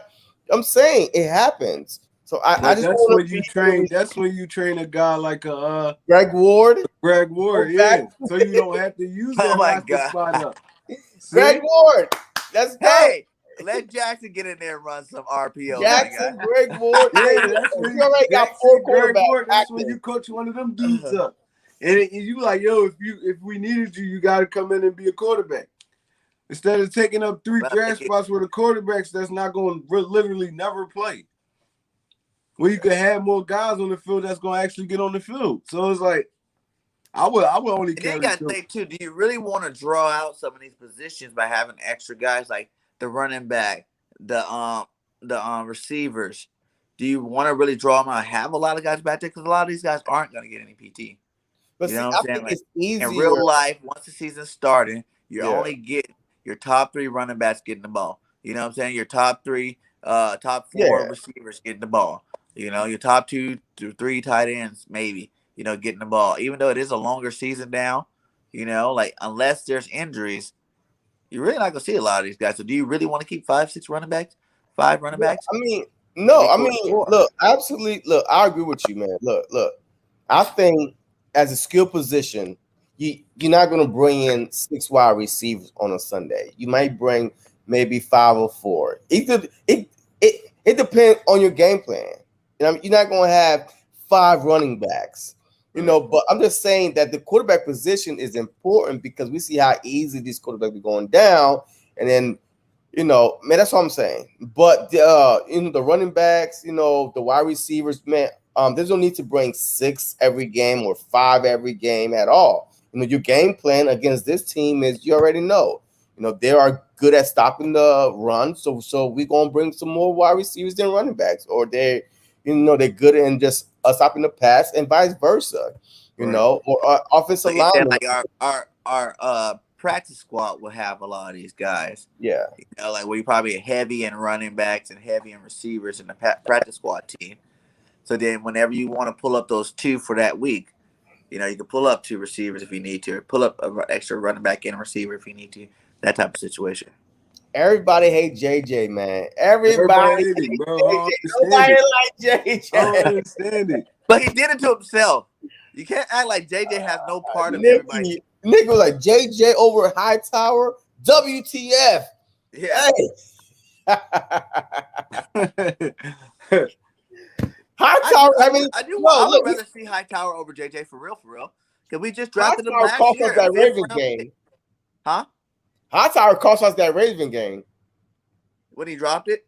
Oh, wide open. But that's the point, though. If he can fix Hightower's catching, he's a beast. Every single time he's wide open, way wide open. But are you catching it? You can't catch it, and that's a huge part of being a receiver. hey, getting open is one thing. Catching the ball is the other thing. All right. But he's done it his whole life. You imagine that part would maybe this year that part would kick back in. You know, like you did your whole life. You've been catching footballs since you're in Pop Warner, guy. You know what I'm saying? Like he had a bad year catching his rookie season with no COVID, no off season, no stuff like that. Maybe this year, I already heard he's dropping balls too again. But the season hasn't started yet. Nope. He do get open though. You could give him that. Like He's way open.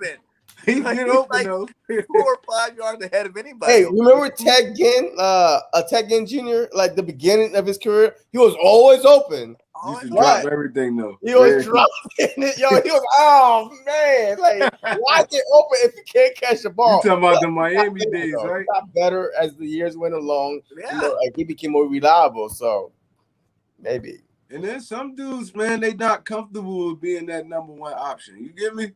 Some dudes not comfortable with, like, maybe even with Rager this year. He probably strived just off the fact Devontae is the number one option now. Yes. Now he could just play the background. He could. I'm gonna catch my passes, get my touchdown, my yards. They focusing on him now. Mm-hmm. I mean, like I said, it could be a pro and a con. Some dudes take it personal. Some dudes look at it like, damn, now they don't really got focus on me too much. I mean, so you never know. Yeah, this remind me of Jackson and Macklin. That's what happened with Nelly. When Nelly was the main guy on the team, Nelly was dropping some balls. But you see, now that Nelly really having to be that main guy, he's starting to really ball out in the league. But see, he had moved to the slot. And when he was on the outside, he couldn't catch nothing. But somehow, the slot made him feel more comfortable, and he was catching the balls. But this wide receiver core A remind me of Jackson and Macklin. 1A, 1B. You know what I mean? Because Jackson took a lot of pressure off of Macklin, and Macklin took a lot of pressure off of Jackson. And they worked together. And they were, the last 1,000-yard wide receiver I believe was Macklin. It was Jeremy Macklin, yeah. So, I mean, hey, this might be the year that Rager get his 1,000 yards and Smith actually get 800 yards. Maybe. We'll see. To be honest, with the 7-game season, I'm thinking both of them going to get 1,000. But we're going to be throwing the ball a lot. I have 3,000-yard receivers. And we're going to be throwing. All right, Dallas Cowboy, calm down. Calm down, Dallas. Quez, my guy. Quez is not stopping. This Quez train is on a roll. Yo, that's too much throwing, man. You put your quarterback in danger. Listen. That's what you got to realize. With these guys' skill set, it's not a lot of throwing. It's just they're going to be wide open for deep balls. Not even deep balls. You can take a 5-yard slant and take it to the house. Like you can take this screenplay and take it to the house. That's 80 yards off one reception. You know what I'm saying? Like if you look at Quez Walker's last game, he catches that ball, he would have had 175 yards off of 2 catches.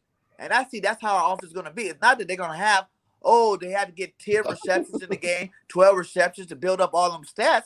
These guys are going to be having like 5 catches each, 6 catches each, all over 100 yards. With 17 games, even if you got 17 games, even if you got 70 yards a game, that's over 1,000.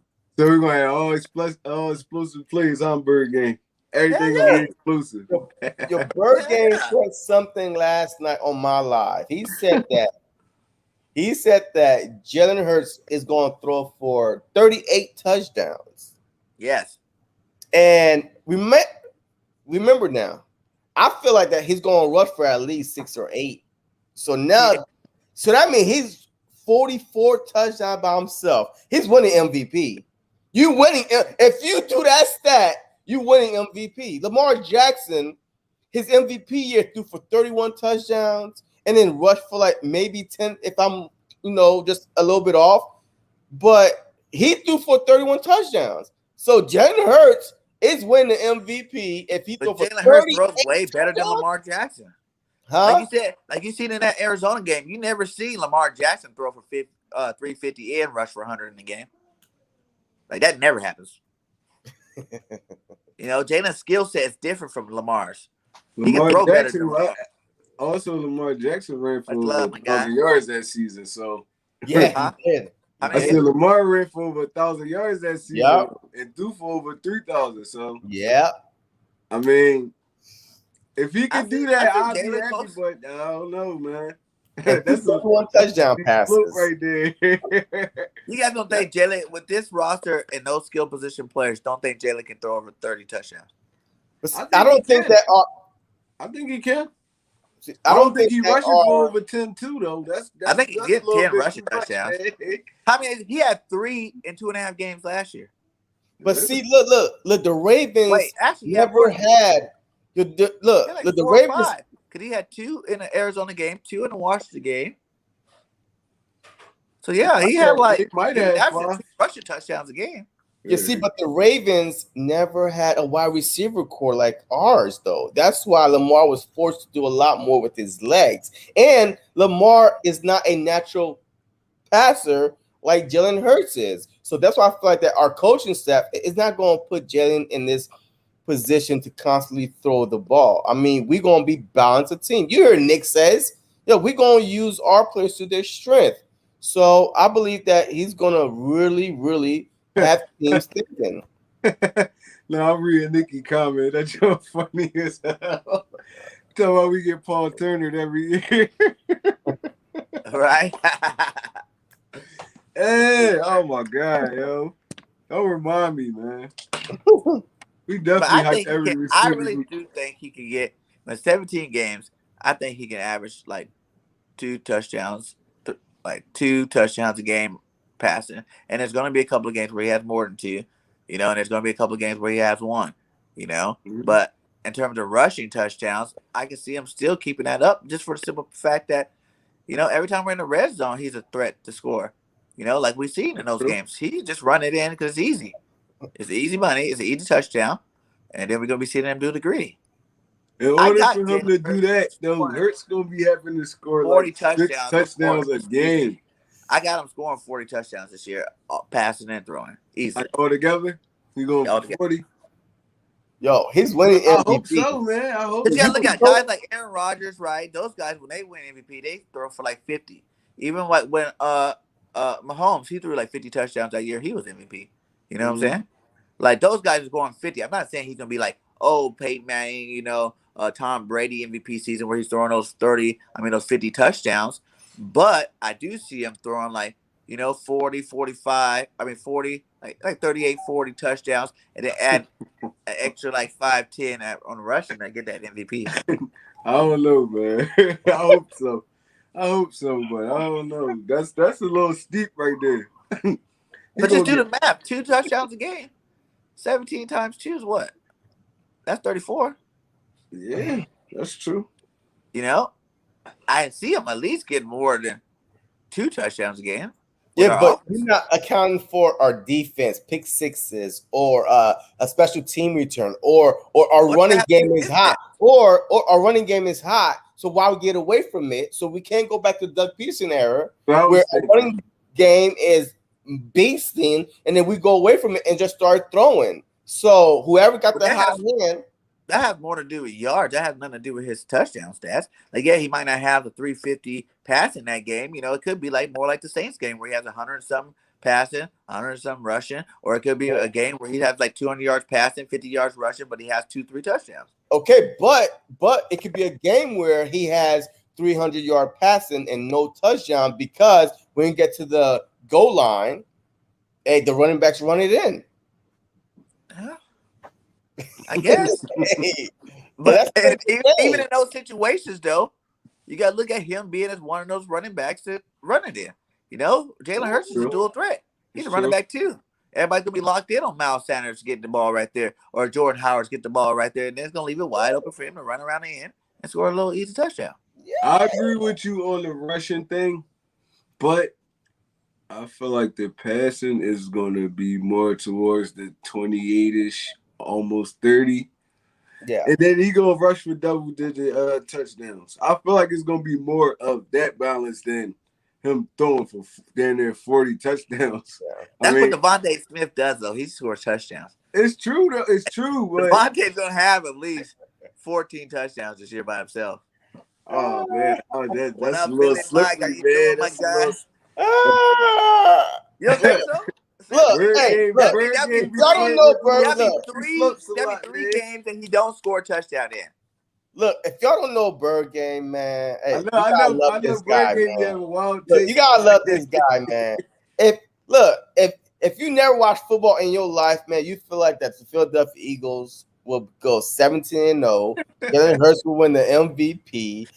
Every player on the Philadelphia Eagles will go on the Pro Bowl. I mean, Nick Sirianni will be coach of the year. I mean, he's optimistic. I am too.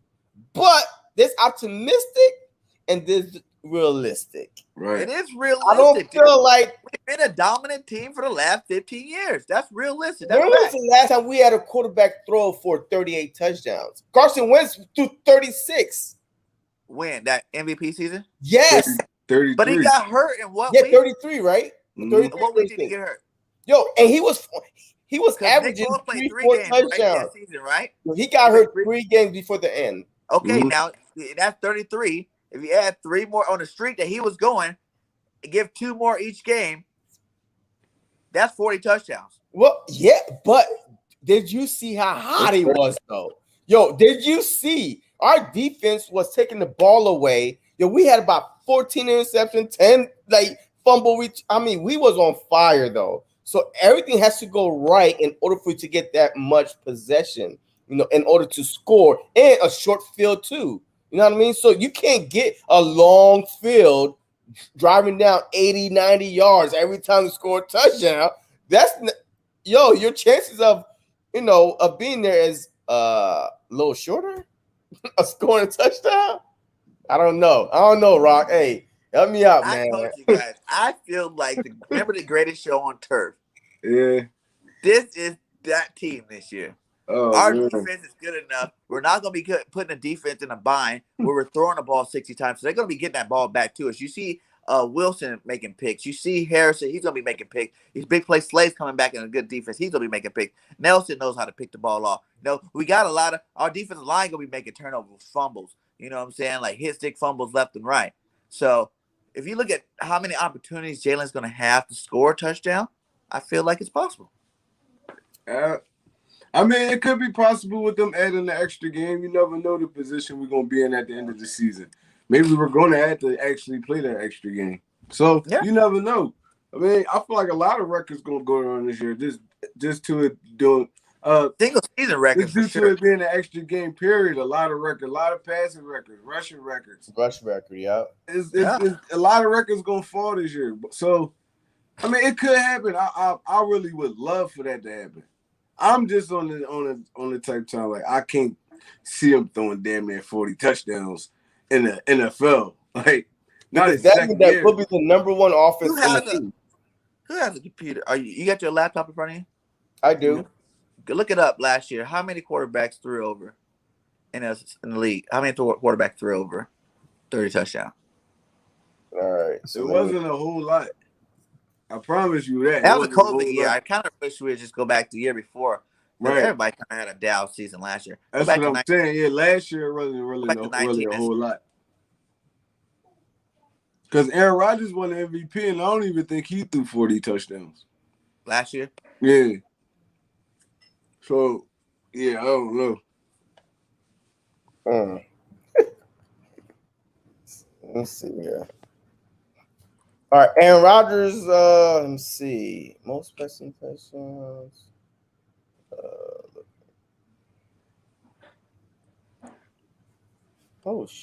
shit. Wait, was this last year? Wait, value.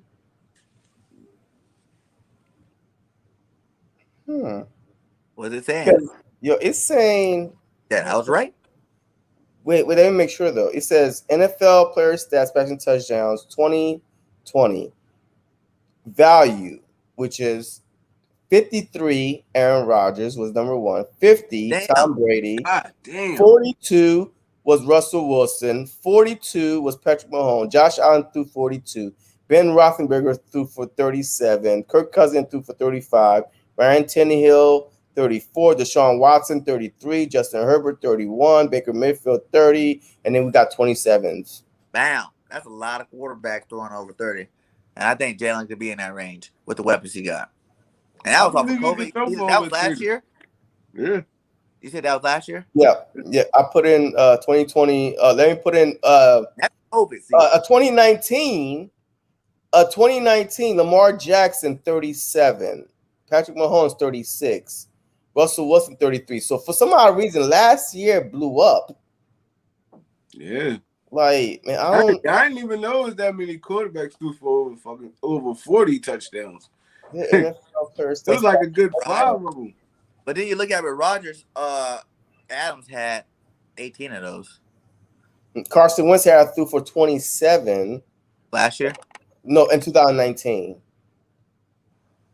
Yeah. Oh yeah, because I remember him being So I mean, look, it could happen, but those teams are throwing teams though. So every team I mentioned are kind of throw first teams. Tannehill was on that list, and they run the rock a lot with Derrick Henry.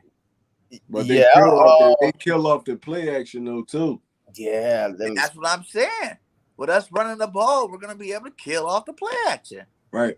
I agree. Got Tyreek Hill and Quez Watkins. I think he can get 10 touchdowns. Yeah, Tannehill was 34 last year. And you're adding an extra game. I mean, it could happen, man. I think it's possible. I really do think it's possible. And Carson went through 16. And he played garbage for 16. Yo, stole my man out. What up, Uncle Foothill? Well, Jalen Hurts threw for 6. Foothill. Jalen Hurts threw for 6 last year. That's awesome. He threw for 6 touchdowns. That's pretty good. Multiply that out. That's good. Daniel Jones threw for 11. Daniel Jones threw for 11. Oh, wow. That's hot trash right there. Daniel Jones threw 11 touchdowns last year? Yeah, Daniel Jones threw 11 touchdowns and 10 interceptions, I think. That's horrible, yo. That's garbage. So, that way, no matter what receivers you get him, he sucks. He buns. He never threw for 11 touchdowns in the goddamn. I'm shocked that Tom Brady threw for 50 touchdowns last year. Yo, I ain't think he threw that. I didn't think he threw that many touchdowns last year. He threw 50. But when you got like receivers like that and like skill position players like that, it's easier. But they was in a lot of tight games last year though. So it was like I didn't think he or behind some too. Like against the Saints, against the Chargers, man, they were down by 2-3 touchdowns and then they came back. So I mean, as a matter of fact, Dak Prescott, let me look at Dak Prescott what he threw before he got hurt. Let me see how many touchdowns he threw before he got hurt. Because Dak? Dak. He was 1-3. I think he had like 10 touchdowns. Let me see. Dak was doing all right. Dak was putting numbers up though before he got hurt. Actual wins. He was averaging like 4 touchdowns a game. 9 touchdowns. He threw for 9 touchdowns and he got hurt the 4th game, if I'm correct, because they were like they were 1-3, right? Yeah. So he got hurt on the 5th game. It was the 5th game, yep. Yeah, against the Giants. But yeah, I mean, look, it's a passing league now. It is a passing league, but the thing is, with our team, I feel like if we try to get Miles Sanders to be the Miles Sanders we want, the Kenneth Gainwell, why would we want to throw it for 38 touchdowns? But you got to look at some of those touchdowns. That's not just going to our receivers and tight ends. Some of those touchdowns are going to be going to Miles Sanders in the game. That's true. No, because we're going to use our backs in the passing game. Running backs more doesn't mean that they're not going to be scoring touchdowns off of passes. And then even like, laterals like swing passes or stuff like that, some of the screens to run back, that still counts as a passing touchdown. Yeah. Even though it's extended run play. Yep. Even the like you said, even the little pitch plays, the little flip plays, them count as passes. Yeah. Yeah, I mean, look, I'm all for it. Look, I hope he throw 100 touchdowns for real. Yeah, I that's what I'm talking about. Super Now Bowl you're hope 100 goddamn touchdowns. Hall That's of just the Eagles Fame. fan in me. I the hope he throw best 1 million season ever touchdowns by a this quarterback. year. Well, right, man. Because he's going to be underrated. Like, a lot of people don't see Jalen doing that great. In terms of stat-wise, they see him winning. That's one thing you can't say. I can see him winning the games. Now, how good those stats are going to be, that's where everybody comes to question. Like, how good is he going to do in stat-wise? Like, I can see him winning some games, but how good stat-wise is going to be? But I think he showed to us, with the B team, that he can put up numbers and stats. Right. Like he had, like you said, he had over 6 touchdowns passing. I think he had like 4 or 5 rushing. He had close to 10 touchdowns in 2.5 games. Or 3.5 games. Yeah, 3.5. Yep. I mean, that's good. Yeah, that's great. With a B team, his weapons are better, his line's better. Everything's better for him. So I don't see why those numbers should have to change. If anything, they should go up. I mean, yeah, that's true. Like, if he could sustain those kind of numbers all season, we're gonna be in a good position at the end of the season. So I don't see why he can't though, because he has the ability to put those kind of numbers up. The 3 touchdowns, 2 rushing touchdowns. Jalen Hurts can put them numbers up. It's just what we're gonna have to see out of Jalen Hurts is, can he clean his fumbling up more? I mean, because he never really threw a lot of interceptions or nothing. It's just he was a little loose with the football. So if you're gonna be carrying it that many times, you're gonna have to focus on ball control.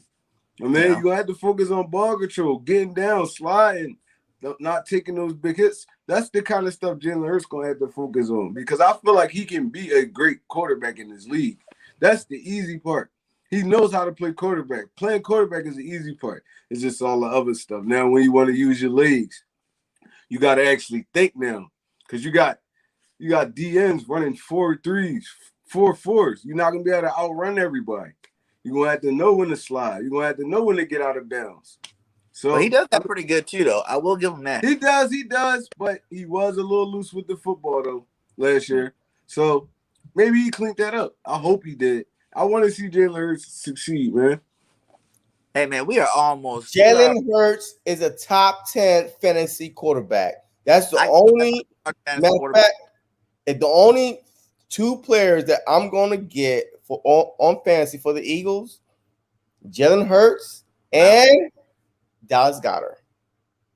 On my fantasy team, I got Jalen Hurts, Miles Sanders, and Devontae Smith.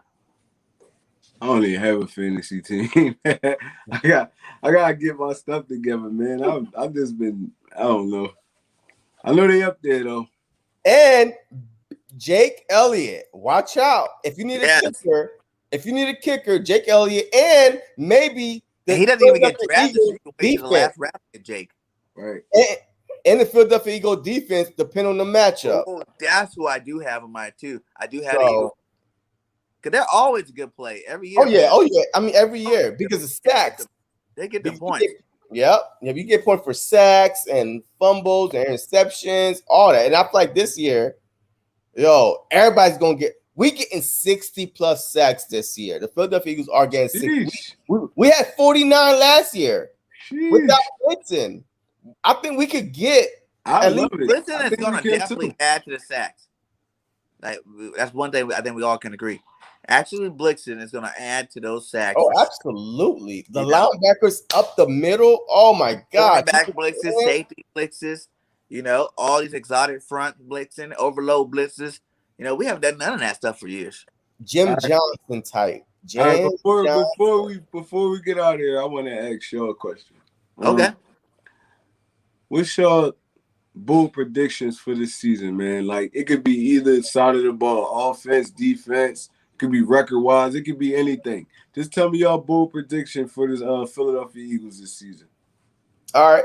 I feel like that the Philadelphia Eagles will be the number one rushing team in the league. With Jalen Hurts, Miles Sanders, Gainwell, I feel like that we're going to lead the league in rushing. And Nick is smart enough. If you look at the Colts, they love running the ball. So I'm just going to take a little bit off of that and say, hey, that Nick is trying to, protect his young quarterback in a new system. They're going to rely on the run. Offensive line being healthy. So I think that we're going to be the number one rushing team. And I feel like on defensive side that we're going to have 60 sacks. Ooh. I like it, bro. I like it. Now you know all mine in both. Yep, right, Super Bowl. Hey, Super Bowl. Everybody in the Pro Bowl. I mean, hey, let me do it. Okay. My bold prediction is Nick Sirianni wins Coach of the Year, his first year as a coach, and the Eagles will be the NFC team with a first round bye. Hey. I love it, man. All right. Well, since we putting out bold stuff, the Eagles gonna have a top 3 defense in the NFL this season. We're gonna be the Legion of Boom. So we throwing out the bold Jones. I got it. I feel like we're gonna have a top 5 offense and a top 3 defense this year.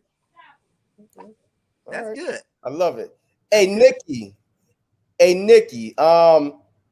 The Eagles has been pretty good. The defense-wise and fantasy, they've been pretty good the past a few years. Yes. The kicker-wise, last year was a little down year, but the year before that and the year before that, he's been pretty good because guess what? For some odd reason, we can't score in the red zone, so we always kicking down field goals. Mm-hmm. So that's and Jalen Hurts, his mobility, his dual threat, running and passing, you have to, take that into account.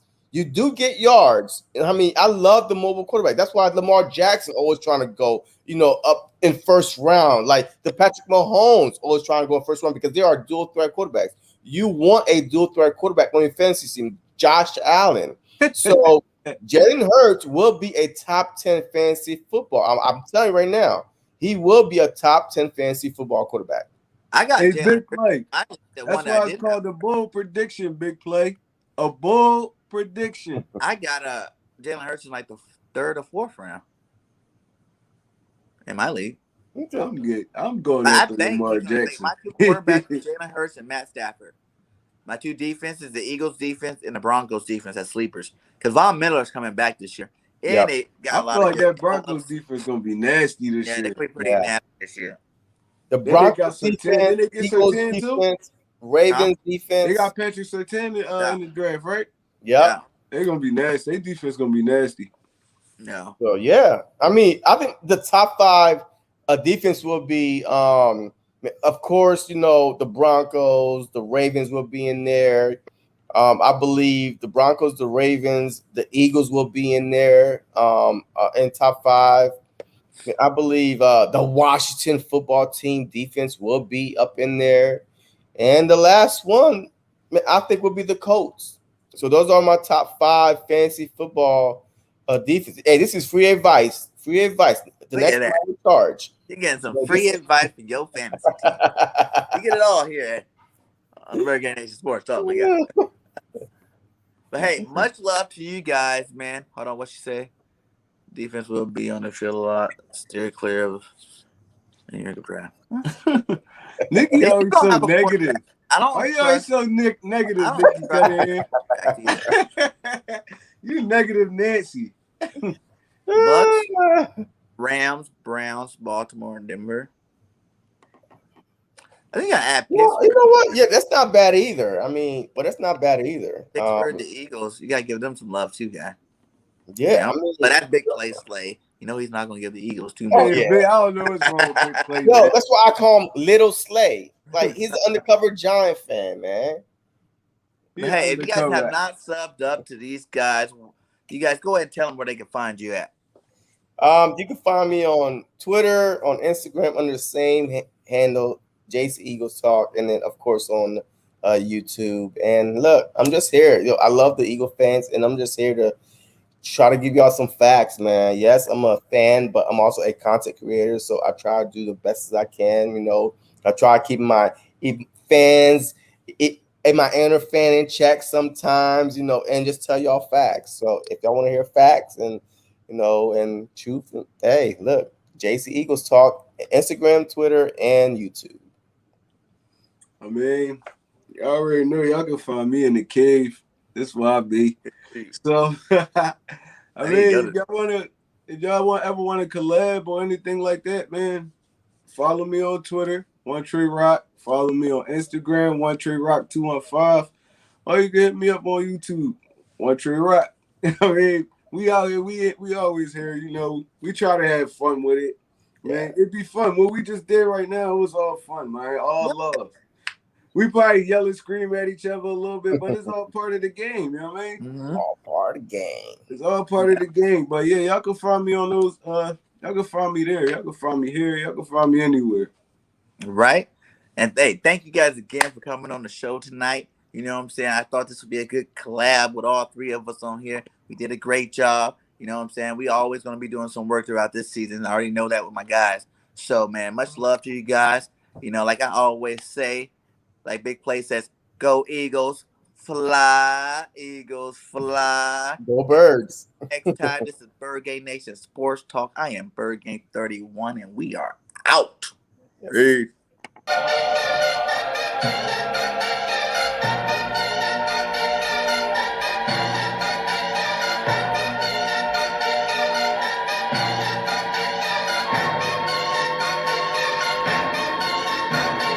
He chose not to have the surgery. He chose to rest and relax and hope it goes away. And then he ended. We took a look at Gilmore, and if we got Gilmore, we win in the division. I feel like, you know what I mean? I feel like Stephon Gilmore.